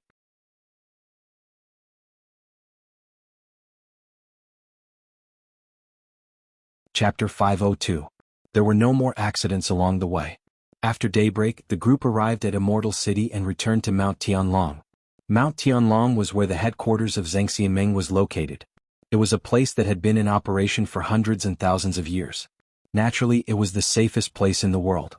There was no need to worry about people from the devil cult jumping out to kill them. They walked all the way to the main hall of Kunlun. Fiyunji's people dispersed. The few leaders still had to report to Shuiying. Su Qingjun and the other 3 people from Kunlun party had also completed their task. After a few words of discussion with Lu Qin, they also left. Before leaving, Lu Qin also deliberately glanced at Su Qingjun. He saw that this woman's expression was gentle. She should be in a good mood. When they entered the main hall, they brought the remaining relatives and friends of the Qin family to meet Qin He. Naturally, it was a scene of sorrow and joy. This time they did not save all of the Qin family. In fact, before they arrived, many people had died. However, the silver lining in the misfortune was that Madame Qin and their 2 children were saved. Then they were escorted here safe and sound. Qin He and his wife and children hugged each other and cried. The scene was touching. Then he looked at his relatives and friends. He found that a few of his closest relatives had passed away. Among them were his parents. At this time he was angry and sad. He cried and bowed to the ground. Lu Qin watched from the side for a while. Then he quietly left and walked to the main hall of Kunlun. There was already a jar of good wine in his hand. He leaned on the high doorsill and looked at the distant sky, drinking in big mouthfuls. Old Ma appeared outside the main hall. He walked all the way to the front. When he came near, he first glanced at the wine jar in Lu Chen's hand. Seeing that it was already half empty, he could not help but frown. He said to Lu Chen, "I say you have been drinking more and more recently. Too much wine is bad for your body." Lu Chen smiled and said, "What kind of body do we cultivators have? Why would we be afraid of wine harming our body? Only ordinary mortals would be bothered by this. It's not a big deal." Old Ma thought about it and found it to be true. Over the years, he had rarely heard of a cultivator's body being damaged because of alcohol addiction. However, he still said, "Even so, getting drunk can indeed confuse one's mind, and it is somewhat detrimental to cultivation. You shouldn't indulge in it." Lu Chen laughed and patted Old Ma's shoulder. "We've been drinking for more than 10 years since we were in Qingshitang village. When did anything happen? Don't worry." "Yes." Old Ma nodded and stopped talking about it. Then he turned to look at the depths of the hall and said, "How's it going inside?" Lu Chen hugged the wine jar and sat down on the threshold. After a while he said, "They're probably still comforting those who just escaped from the gates of hell." Old Ma sighed and also sat down beside Lu Chen. He looked up at the sky in the distance and suddenly said after a while, "For people in our line of work, it's probably better not to have family." Lu Chen took a sip of wine and didn't respond. Old Ma didn't care and just said lightly, "Without family and friends there's nothing to worry about. They won't give others a handle on them and they won't be overcautious when doing things. Otherwise even the toughest man will be played by others." Lu Chen smiled and said, "You're right. But is the kind of life you're talking about still a human life?" Old Ma was silent for a while and said, "Whether it's a human life or not, haven't you lived it for decades?" Lu Chen was stunned for a while and then laughed. He stood up and suddenly stretched his foot to kick Old Ma. Old Ma smiled and stepped aside. Lu Chen shook his head. His face was calm, but his eyes were deep and no one could see any emotion in them. Old Ma stood with him for a while and then said, "I'll go back and have a look. Now that I've brought his family here, it's time to start doing something big." Lu Chen nodded, but when Old Ma took a few steps, he suddenly called out to him, "Old Ma." "Yes." Old Ma looked back at him. Lu Chen looked at him and said in a very calm tone, "When you were talking about living alone, you only said you to me and not we as you often said when you were suffering in the village a few years ago." He looked at Old Ma with a faint smile and said, "Do you mean that you're different from me? Do you have any relatives or family?" Old Ma's face changed slightly, and then he laughed and scolded, "Bullsh*t. I've been a bachelor all my life and it's all because of you." After saying that, he even spat and then walked away. Lu Chen smiled as he watched Old Ma's receding figure.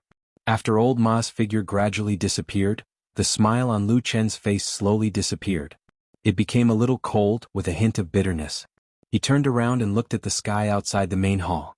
The bright sky sprinkled on his body, and it seemed to make Lu Chen feel a little uncomfortable, and he slightly narrowed his eyes. He took a step back and stood behind the thick door of the main hall.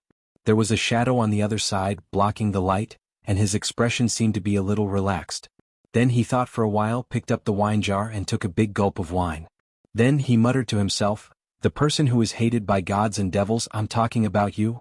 If one stayed in the dark for too long, he would not be used to the light in the day. Or perhaps, he had long been used to the loneliness in the shadow, if he had never seen the warmth in the light."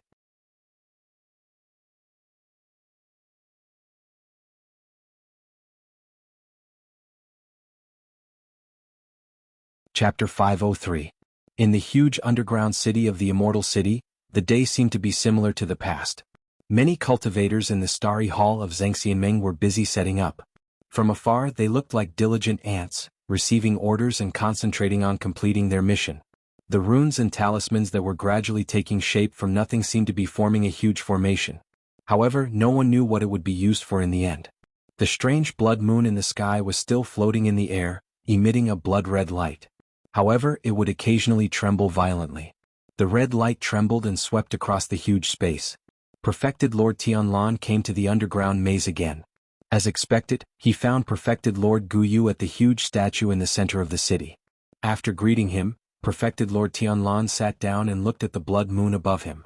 I looked at it for a while. Why do I feel that the blood moon is a little unstable? Perfected Lord Guyu glanced at him and nodded. You're right. Perfected Lord Tianlan raised his brow and revealed a smile. Does that mean that the day is coming soon? True Monarch Guyu shook her head, and after a moment of silence she said, "This is really hard to say. The blood moon is a strange phenomenon of the heavens and earth. It has its own fiendish intent. It is hard to predict, and there are not many records of it in the ancient books. Even I am unable to calculate it right now. I can only ponder and probe here in hopes that I will be able to discover it a little earlier if there really is a change." As he spoke, he paused for a moment before continuing, "The blood moon is indeed a little unstable these few days, and its movements are slowly increasing. From what I can see, it's probably going to enter the turbulent period before it truly changes. However, I'm not sure how long this period will be." Perfected Lord Tianlan nodded. "That's what I should do. Anyway, it's been hard on you. We'll wait for this day to come." Guyu True Monarch suddenly laughed and said, "From your tone, it seems like victory is already in your grasp. Although your cultivation is high and you're the strongest in the Immortal Alliance, you can't underestimate your enemy." Perfected Lord Tianlan chuckled. He didn't have any intention of being humble. They're just some useless chickens and dogs. We'll act according to the plan. There's no reason we can't win. Perfected Lord Guyu laughed and pointed at him. He shook his head and didn't say anything else.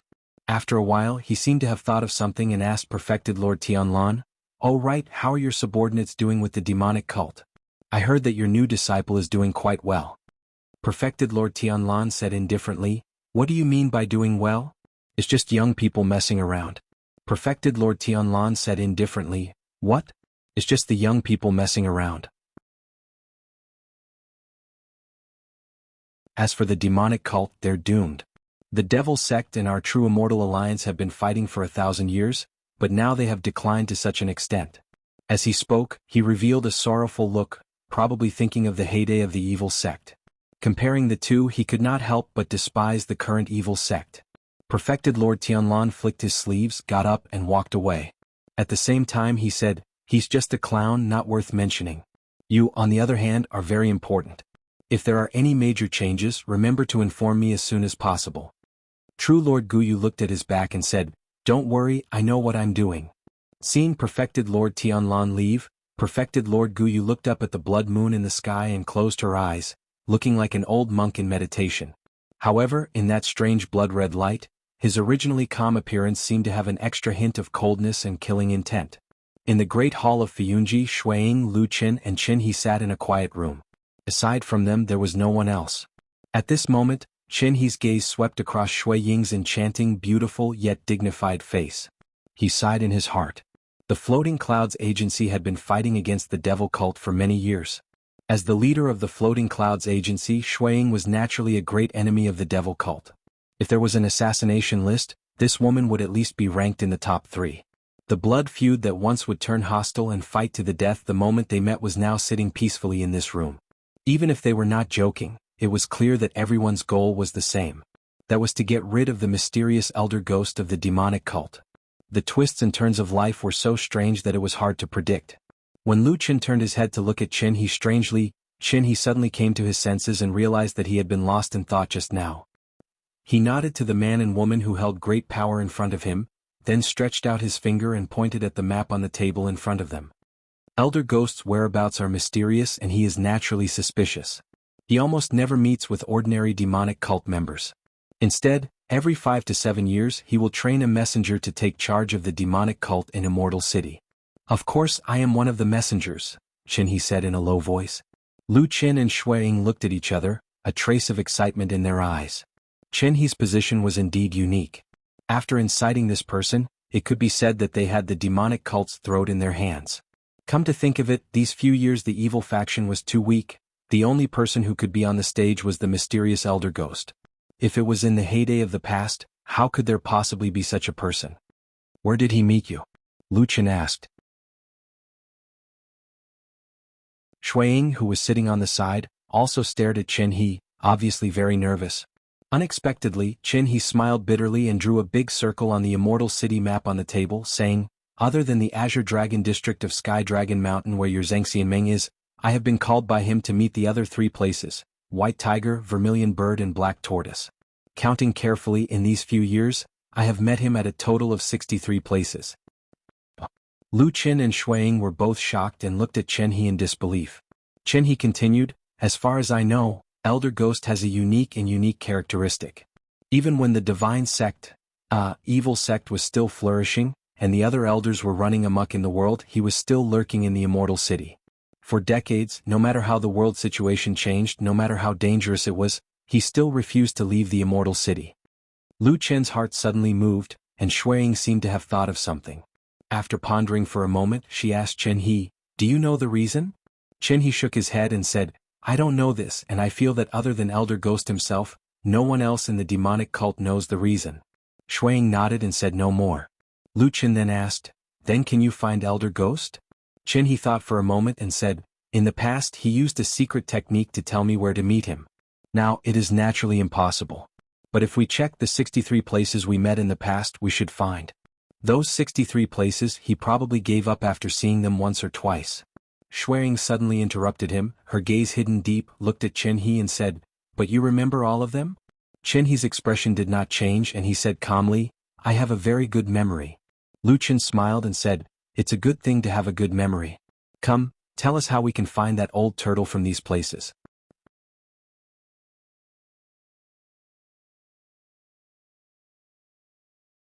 Chapter 504. In this world, the human heart was the most unpredictable thing. Most of the time, you would think that you already knew a person's character and behavior very well, but on a certain day or when something unexpected happened, you would often see some other deeply hidden things that would shock you and make you feel incredulous. Or perhaps, there would be a feeling that the past did not seem real. This kind of thing happened to many people. Some people revealed it, and some people might not have the opportunity to do so in their entire lives.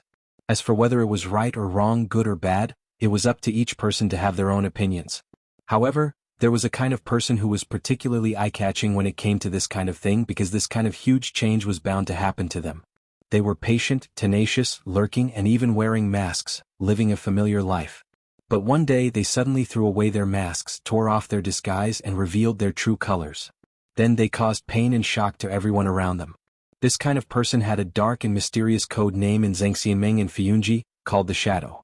And in the secular world, there was a more common and vulgar and contemptuous name, called the Traitor.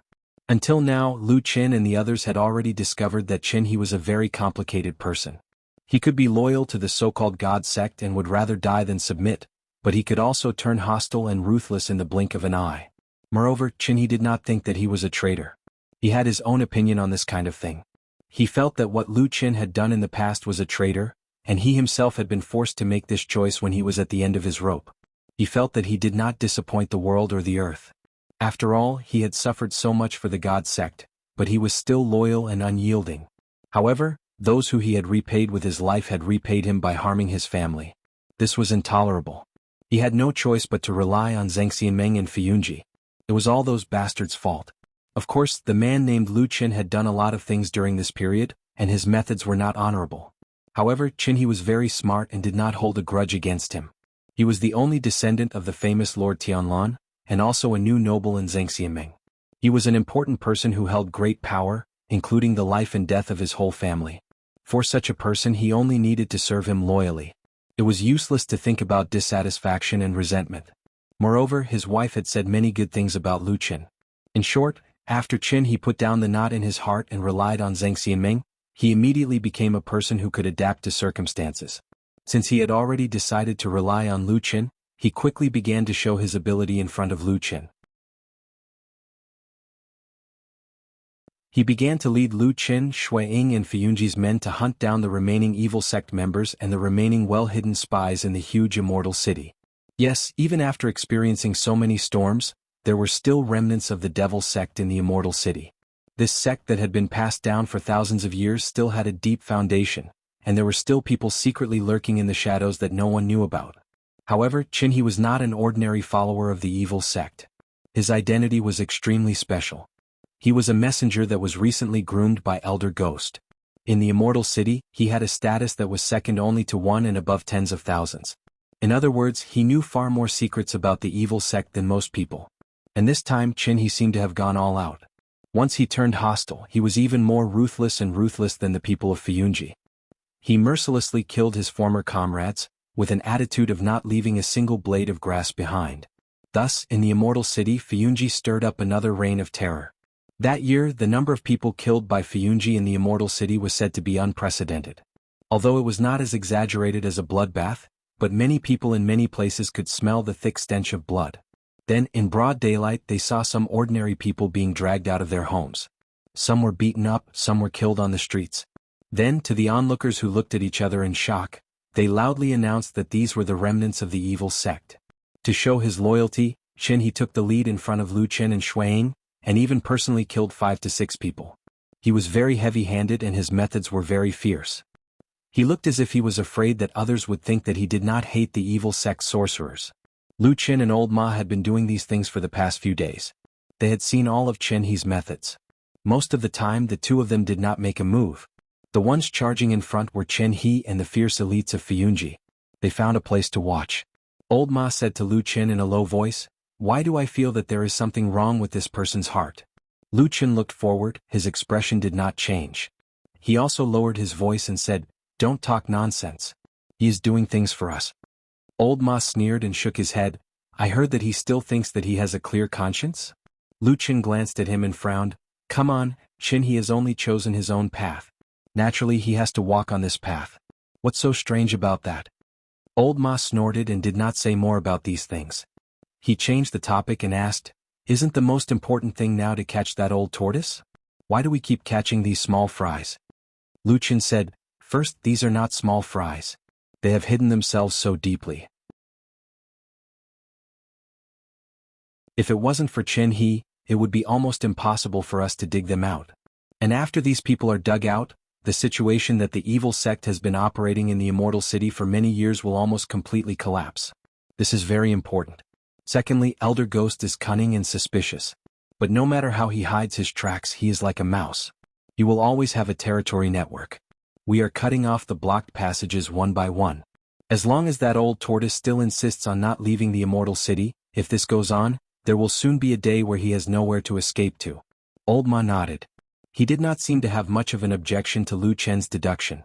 But after a moment, he suddenly asked curiously, "Say, why do you think that old tortoise Elder Ghost has been refusing to leave the immortal city for so many years?" Lu Qin's eyes flashed slightly and said, "There should be some secret in this big city that attracts him." The two of them looked at each other. After a moment they suddenly looked down at their feet at the same time. The ground was thick and flat. It extended all the way into the distance. Screams sounded in front of them. Blood splattered everywhere. Fresh blood flowed out from the dead bodies, staining the ground red and seeping into the soil. In the depths of the underground labyrinth, the blood moon flickered a few times. It seemed to be a little unstable. But it soon calmed down again. It emitted a strange blood-red light, shining on the empty and strange city below. After staying here for a few days, Supreme Guyu left today. After all, in the light of the blood moon, it had a lot of bad effects on the cultivators. He needed to take a break for a while. He, a spirit-severing perfected lord, was already like this. The other cultivators of the Starry Hall were naturally affected even more.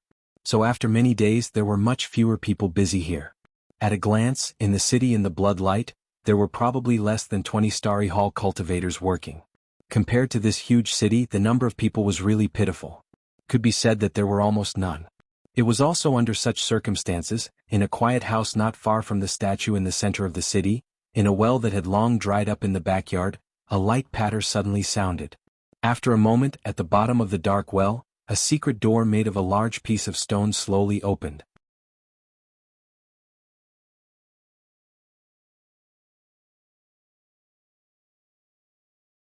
Chapter 505. The mechanism of the secret door was very intricately made. The stone used to make the secret door was not light, but when it was moved, it was almost silent. No one knew which skilled craftsman made it. The dry well was very deep, narrow at the top and wide at the bottom. Looking up from the bottom of the well, there seemed to be only a narrow sky. The sky was still blood-red. The bright red light of the blood moon could not reach the bottom of the deep dry well, so it was shrouded in darkness. When a dark figure slowly walked out of the darkness, he looked like a ghost. There was a faint light in the darkness. When the figure slowly raised his head, he found that the light was actually a strange fluorescence emitted from his eyes. He raised his head and looked at the small hole high up, as if he was thinking about something. With the help of the weak light, one could vaguely see that the mysterious figure's face was covered with a sinister and strange mask. The next moment the light suddenly disappeared. The figure stood in the darkness, motionless, like a piece of rotten wood that had been standing there for many years, lifeless. After a while, on the high ground, there was a sudden sound of light footsteps. Then, it seemed that there were two people talking and walking over from not far away. No one approached the lifeless, ordinary dry well. They did not even take a second look at it. When the footsteps gradually disappeared, the mysterious masked man in the darkness slowly opened his eyes again. The strange fluorescence appeared in the darkness again. He looked coldly at the hole leading to the outside as if he was deep in thought. "How have you been doing recently?" Supreme Tianlan looked at Lu Chen and asked. At this moment in the quiet hall of Kunlun, Supreme Tianlan and Lu Chen sat opposite each other. There was no one else around and both of them were very relaxed. Leaning against the originally solemn lotus throne, Lu Chen held a wine jar in his hand and drank from it from time to time. After hearing Tianlan's words, Lu Chen put down the wine jar in his hand and said, "It's not bad. After Chen he defected to us, he led us to dig out many spies of the evil cult. Except for Elder Ghost, we have basically wiped out the evil cult's forces in Immortal City." As he said that, he paused for a moment before continuing. "Also, during this period of time the cooperation with the Floating Clouds Company has been going well. However, it won't be that fast. After all, they are all proud soldiers that you personally trained. It won't be that easy for them to submit to you. Anyway, let's wait for a few more days, they are probably slowly accepting me." Supreme Tianlan nodded, looking quite satisfied and said, "You did better than I thought. It seems that my judgment is not bad, at least I didn't misjudge you all these years."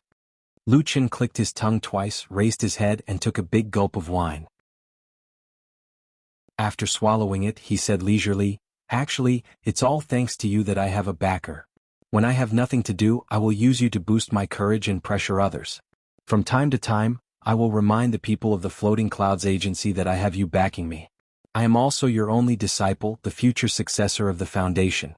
If they don't cooperate with me or don't listen to my orders, I will immediately come back to complain. So, they are probably still afraid of you, so they have no choice but to obey me like this." Supreme Tianlan was startled for a while, then he laughed and slapped his knee. He said with a smile, "Kid, you are indeed black-hearted and thick-skinned. Won't you anger Shuaying and the others to death by doing this?" Lu Chen said, "That won't happen. I have always respected Hall Master Shuaying and rarely use my power to bully people. I always discuss things calmly. It's only because her subordinates are used to being arrogant that I use this method." Supreme Tianlan smiled and seemed to be in a good mood. He pointed at Lu Chen and said with a smile, "You are probably the only person in the world who dares to do this. How did those people react after you used your power to bully them?" Lu Chen thought for a while and couldn't help but laugh. He said, "Probably disgusted but have no choice but to give in. It's quite fun." As he said this, he looked at Supreme Tianlan and said, "What's wrong? Do you think there's a problem with this method? If you really think it's inappropriate, then I won't use it in the future." Supreme Tianlan rolled his eyes and said, "Use it, continue using it for me. As long as it's effective, use it." Lu Chen seemed to have expected him to say that, so he was not surprised. He just smiled and raised the wine jar to perfected Lord Tianlan to show his respect and gratitude. Then he continued to drink. True Lord Tianlan didn't care that his disciple had no scruples in front of him. He continued, if you really follow the rules of this old man's foundation, just like the disciples of the Kunlun sect, who are so serious that they look like saints, it would be strange if you can do anything well in this old man's foundation. Even if I pass the foundation to you in the future, it will probably fail in a few years at most. Lu Qin coughed and reminded Supreme Tianlan, don't forget, you are the Grand Emperor and old ancestor of the Kunlun party. Watch your words. Supreme Tianlan glared at him and said, Bullsh *T, I've been cultivating and fighting for my entire life. Can't I even say something now? Lu Qin was speechless. After a while, he waved his hand and said helplessly, all right. You're a soul formation perfected lord. You're amazing. You can indeed say whatever you want, perfected Lord Tianlan chuckled. Of course, there was no real anger in his eyes when he looked at Lu Qin. Instead, there was a hint of admiration and gratification. Kid, work hard. I have high hopes for you. Lu Qin rolled his eyes and couldn't help but shudder. What do you mean by that? Do you feel like you've encountered something and you want to make arrangements for your funeral? That's scary. Perfected Lord Tianlan laughed out loud with an extremely carefree expression. He then said proudly, who in the world can go against me? Lu Qin also laughed and looked at the damn baldy with a strange gaze. After a while he sighed and said, I say I've been drinking all day today. Why do I feel like you're a little drunk? I'm happy that I have a great future ahead of me. Supreme Tianlan said, but now it seems like you're the only one I can chat with in the world. It's the right decision to take you in as my disciple. We've barely seen each other in the past 10 years. Now we can often have a chance to chat alone like this. It's not bad. Lu Qin was slightly surprised. He looked at Supreme Tianlan as if he didn't expect such a high and mighty figure to say something like that to him. However, were those words from the bottom of his heart? Should he believe it? Lu Qin didn't know. He only saw that the person in front of him was living a happy life and had an intimidating aura. He was at the peak of a person's life and even Lu Qin couldn't help but feel respect for him. If there were no gods in the world, then Supreme Tianlan should be the person closest to a demigod right now, right? If there were gods in the world, such as those worshipped by the devil sects, then this damn baldy would probably be the person who had the highest chance of defeating them? It was probably no wonder that he was so arrogant given how talented and powerful he was and how he looked down on the world. As he was thinking, he suddenly heard Supreme Tianlan ask him again, by the way, I heard that you've been drinking more and more recently. Is there something wrong with you? Lu Qin was stunned and suddenly frowned. How did you know about that? Could it be that old Ma told you?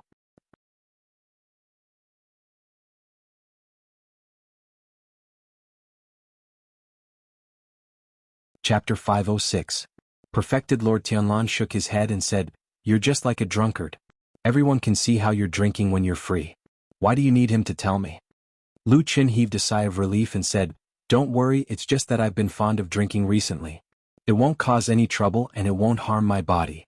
Of course, I won't become addicted to alcohol. In all these years, there haven't been any cultivators who ruined their cultivation because of alcohol, right? Perfected Lord Tianlan stared at him for a moment and said, that's true.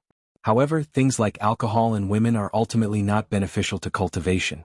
Excessive drinking is also harmful. Even if others see it and talk about it behind your back, it's not appropriate for you. You should drink less. Lu Qin snorted and said, just now, you were acting like you didn't care about anything in the world. Why is it that when it comes to me, you suddenly have to care about how other people look at you? Perfected Lord Tianlan said indifferently, you're not a soul formation perfected lord, so you don't have to think about these things. Lu Qin was speechless. After a while he waved his hand and said, fine. You're good. I think there's a saying that's very suitable for the current situation. Do you know what it is? Old Ma asked Lu Qin with a smile. It seemed like another day had passed. It was dusk. They were walking on the mountainside of Sky Dragon Mountain. The sun was setting and the sky was filled with the afterglow. It looked very beautiful. Catch a turtle in a jar? Lu Qin said without turning his head. Old Ma was stunned for a moment. Then he smiled and said, that's exactly what I mean. You're smart. Lu Qin shrugged and said, but we still haven't caught that old turtle. Old Ma smiled optimistically and said, that's fine. I didn't have much hope for it at first. However, ever since I heard that Elder Ghost refused to leave Immortal City, it's only a matter of time. Lu Qin nodded and did not object. In the past they couldn't do anything to these evil sect spies and ghost elders who were hiding in the Immortal City. That was because they were hiding too deep and their whereabouts were unpredictable. Even the experienced Fiyunji couldn't catch them. But now, firstly there was Qin He, the traitor who almost knew countless of the evil sect's secrets, and secondly, they knew that Elder Ghost could not leave the Immortal City for some unknown reason, so the situation was completely different. He did not even urge Qin He because the current situation was that Fiyunji was gradually tightening the encirclement, pulling out the evil faction's hidden nails one by one, and Elder Ghost, this old tortoise's hiding place and leeway, would eventually become smaller and smaller, until there was no way to escape. For thousands of years, this was probably the most embarrassing and most critical moment for the evil cult. Life and death, there was only a thin line. Old Ma glanced at Lu Qin from the side. He couldn't help but sigh in his heart. Not long ago, this man seemed to have secretly discussed with him whether to secretly leave this immortal city, and then wander the world to live a carefree life.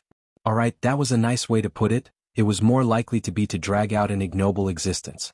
But now the situation was completely different. He'd ascended to the heavens in a single step, and shockingly he'd become a powerful and influential figure in the true Immortal Alliance. Everyone raised their eyebrows, and his name shook the world in a single day. His future was bright, and the changes in his circumstances were so great that it truly caused others to feel as if they were dreaming. Looking at his current high-spirited look, who could still think of the loneliness when he was frustrated in the past? Feeling good, right? Old Ma couldn't help but still ask Lu Qin. Lu Qin, on the other hand, didn't understand and said, "What?" Old Ma asked, "Becoming the true monarch's successor, now holding great power, is this life comfortable? Is your mood good?" Lu Qin laughed and said, "It's okay, a little better than a few days ago." "Nonsense." Old Ma scolded with a smile, but in his heart he was also happy for him. It was just that in addition to the joy, there was also a faint sense of loss in the depths of his heart. For so many years, Lu Qin had practically always been together with him. They had gone through tough times, seen blades and swords, and walked through the gates of hell. But in the end, the fate of the two of them was as different as heaven and earth. Why was this? Were people always different from each other? But where was the source of this unfairness? He thought indifferently, then said goodbye to Lu Qin, turned around and left.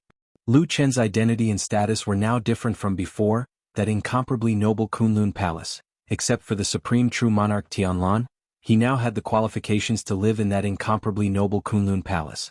But old Ma didn't have that qualification. He was just a person who had lurked in the Jianghu for many years, accompanying by Lu Qin's side as a messenger. So in the end he could only live outside. For so many years, if Lu Qin was the shadow, then what was old Ma? Old Ma thought, I'm probably the shadow of the shadow? More indifferent than the shadow and less sense of existence than the shadow. The shadow might have the opportunity to leave a black shadow on a sunny day, but from beginning to end, he was only silent, silent. For a person like him, even if he was killed in a legend, it would only be a few strokes of the brush, like a ripple on the surface of the water. There would be almost no movement, not to mention the stormy waves that would be set off by those big shots. Silent in life and silent in death. Is this the life you want? Is this the destiny you are destined to live? Old Ma stopped in his tracks and glanced back. The tall mountain peak was like a giant, silently looking down at him, perhaps with a bit of contempt. Under the afterglow of the setting sun, the majestic shadow shrouded everything, and gradually disappeared into the darkness. Old Ma thought silently for a long time, finally sighed softly, turned around and walked into the gradually falling night. Is there anyone in this world at this time who will still be dead set on following the devil sect, or even join the devil sect? Almost at the same time, in that room on Tianlong Mountain, White Lotus sat on the bed and asked Su Qingjun this question. Su Qingjun laughed in spite of herself and said, "Of course there won't be, even if there is, it would be a madman or a fool." White Lotus shrugged her shoulders and did not say anything, but Su Qingjun suddenly made a sound of surprise and looked up and down at this young girl. White Lotus felt a little strange being looked at by her, said, "Everything is fine, why are you suddenly looking at me like this?" Su Qingjun smiled and said, "Probably because you have been with Lu Qin for a long time, I feel that some of your actions are very similar to him." White Lotus was startled for a moment, then sneered and said, "Nonsense, how can I be like him?" Su Qingjun also felt that it was not possible, laughed, walked to White Lotus and sat down, stretched out her hand and gently stroked her soft hair. This action was intimate and gentle.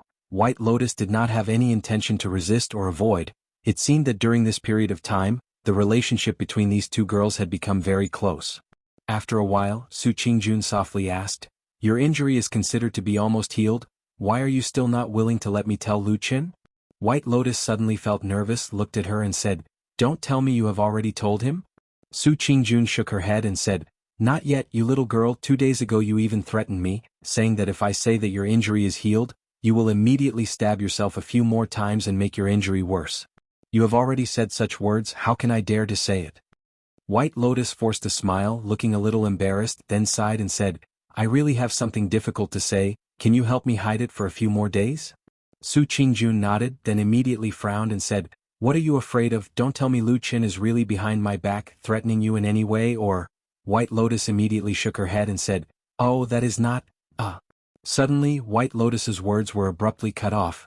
The pair of eyes that had been calm and clean for a long time, lit up a bit. She looked at Su Qingjun's beautiful face, suddenly revealing a trace of a strange smile. Su Qingjun was surprised and said, "What's wrong?"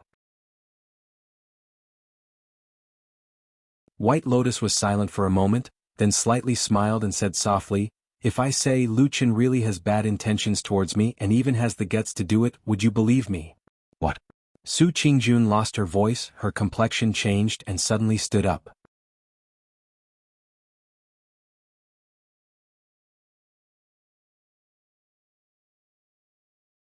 Chapter 507. The room fell into silence. Su Qingjun looked at White Lotus with a shocked expression. White Lotus looked at her with a smile at first, but then she felt that this expression was not quite right. Her face immediately darkened, revealing a bit of solemnity. After a while, she seemed to feel that she should be a little more sad, and her eyes became a little red. Then she sighed, seemingly helpless and sad. Looking at Su Qingjun, she blinked her clear eyes. The atmosphere seemed to be a little awkward. Su Qingjun stared at White Lotus for a while, suddenly opened her mouth and said, "Is what you said true?" White Lotus asked in reply, "Why, you don't believe me?" Su Qingjun hesitated for a while, then nodded and said, "I really don't dare to believe it. I don't think Lu Qin is this kind of person." White Lotus sneered and said, "It sounds like you know him very well. Then tell me, what kind of person is he? Why don't you believe that he would do such a thing?" Su Qingjun frowned and looked at White Lotus. After a moment of silence, she said, "I feel that your expression is also strange. According to what you said before, if Lu Qin really did harm your body, shouldn't you look sad and in pain now? Why do you still look as if nothing happened?" White Lotus paused for a moment, then sighed softly. Her face revealed a somewhat bitter smile. She used her hand to lightly press on her heart and said to Su Qingjun, "How can I casually say these things to my face? Even if I do, I will hide it in my heart. It's only you who have such a good relationship with me these days. You can be considered as the first friend that I can confide in. That's why I can't help but tell you." Su Qingjun ignored her explanation. She just frowned and said, "But you don't look sad. Even after you were injured these days, you look good and in a good mood." White Lotus slightly lowered her eyes, then gritted her teeth as if she had made up her mind and said, "Since it has come to this, I will tell you directly." Su Qingjun was startled and said, "Is there anything else you haven't told me? I actually like him in my heart." White Lotus clenched her fist and said loudly as if she was announcing to the whole world. Of course, in front of her, there was only Su Qingjun in front of her. Su Qingjun was obviously shocked again. It seemed that she suddenly completely did not recognize the girl in front of her. She stammered and said, What did you say? But just now, didn't you complain to me that Lu Qin did bad things to you?" White Lotus snorted and her elegant and pure face revealed a bit of sadness. She said, "Yes, that's the truth. But I quickly discovered that I actually really like him. Even if he did such a thing to me that was worse than a beast, I still like him. So, I am willing to be with him." She glanced at Su Qingjun and said with a more and more certain tone, "Yes, you know, when we didn't go up the mountain for a period of time, we lived together in the White Tiger District's Shima Bridge at the foot of the mountain." It was probably the first time that Su Qingjun had seen such a girl in her life. After hearing such words, the astonished expression on her face had not calmed even now. Perhaps, the experience and etiquette that she had learned since she was young had been shattered by the girl in front of her in this instant. But Su Qingjun was after all not that kind of simple-minded woman with big breasts and no brains. After a while, her expression gradually calmed down. It seemed that she had already sensed something. She looked at White Lotus with even more suspicion and said, "That's not right. What you've said, I still feel that there are many parts that are unreliable." White Lotus looked at her with interest and said, "From what you've said, I think that in your heart, you probably believe in Luchin a bit more than you believe in me?" Her smile suddenly flashed with a trace of hidden malice. She said softly, "Don't forget back then, what did he do to you and to your family? He is not a good person." White Lotus continued to speak in a resolute tone to Su Qingjun. Su Qingjun was silent. After a while she opened her mouth and said calmly, "You're right. Luchin, he shouldn't be counted as the kind of good person that we're talking about. But I still feel that he wouldn't do such a thing." White Lotus sneered and said, "You don't need to speak up for him. That person, Luchin, in the past, mingled in the outside world that you and I don't know. To put it bluntly, there are many things that you don't know about him. You don't understand him at all. When he went on a killing spree, could you have thought of it?" As she said that, she emphasized again, "And as I said, although he used force in the beginning, I later liked him willingly, so I got together with him." Su Qingjun just shook her head. Her eyes became clear and firm. She said lightly, "No, you're just a child. He can't possibly like you." White Lotus looked at Su Qingjun's expression and felt uncomfortable in her heart. She felt like her teeth were itching. After hearing this, White Lotus suddenly froze. After a while she suddenly jumped up, like a kitten whose tail had been stepped on. She suddenly fell into a state of rage. She shouted angrily, "Nonsense, on what basis do you say that he won't like me?" Su Qingjun was also startled by White Lotus's sudden violent and shrill shout. She was stunned for a moment, then she frowned and said, "Don't shout randomly.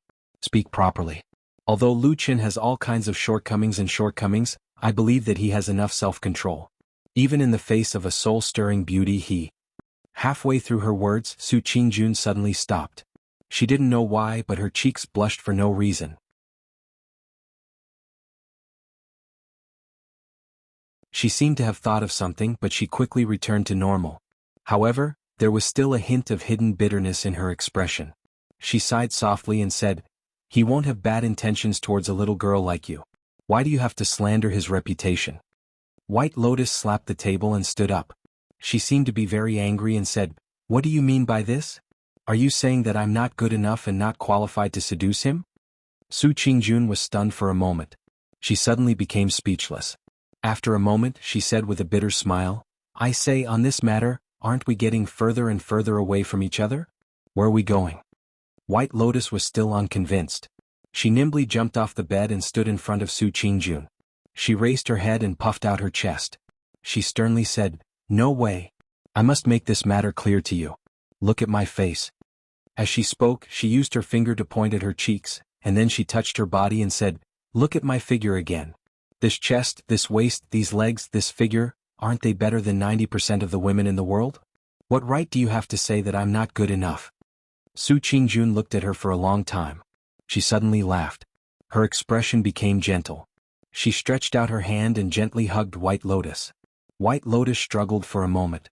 She seemed to be unwilling. But in the end she didn't leave. Su Qingjun said with some emotion, "Listen to me. You're at your best now. Your future is bound to be limitless. Why do you have to pour dirty water on yourself? This world is a lot more difficult than we think." If these words were accidentally spread, Luchin would naturally be a bit embarrassed, but he wouldn't necessarily lose all of his power. In fact, there might even be some people who would envy him. On the contrary, it's only us women. Those disgusting and vicious words will entangle you and follow you for a lifetime. "There's no need," Su Qingjun said softly. "Even if you hate Luchin, there's no need to do this." White Lotus was silent. She seemed to be moved by Su Qingjun's kind and gentle words. Perhaps this was the first time in many years that she felt a strange warmth. After a while she said, "Well, to be honest, those words just now were not true." Su Qingjun breathed a sigh of relief and smiled sweetly. White Lotus said again, "I don't hate Luchin. But I want to tell you one thing. This person must have a lot of secrets. You might be able to guess that he didn't fool around with me, but what about before? How did he spend the past 10 years? Did he sleep with other women? Or did he sleep with more than one woman? Did he sleep with 5, 10, or even more women?" As she spoke, her face gradually looked cold. Even her voice became a little cold. "You're good to me, so I'll tell you the truth even if these words are not pleasant to hear. Before you believe him, before you like him, think about these things first. With that, White Lotus lightly pushed Su Qingjun's hand away and turned to walk to the side. Su Qingjun was stunned at this moment. She stood there in a daze. Her face gradually became a little pale. You're tuning in to the Han Li's Wuxia Adventures YouTube channel. We're so grateful for your support, and don't forget to subscribe to join us on this incredible journey through captivating stories. Your generosity through donations truly makes a world of difference, as it's the primary source of revenue that allows me to expand and enhance this channel for you. Thank you from the bottom of my heart for being a part of this adventure.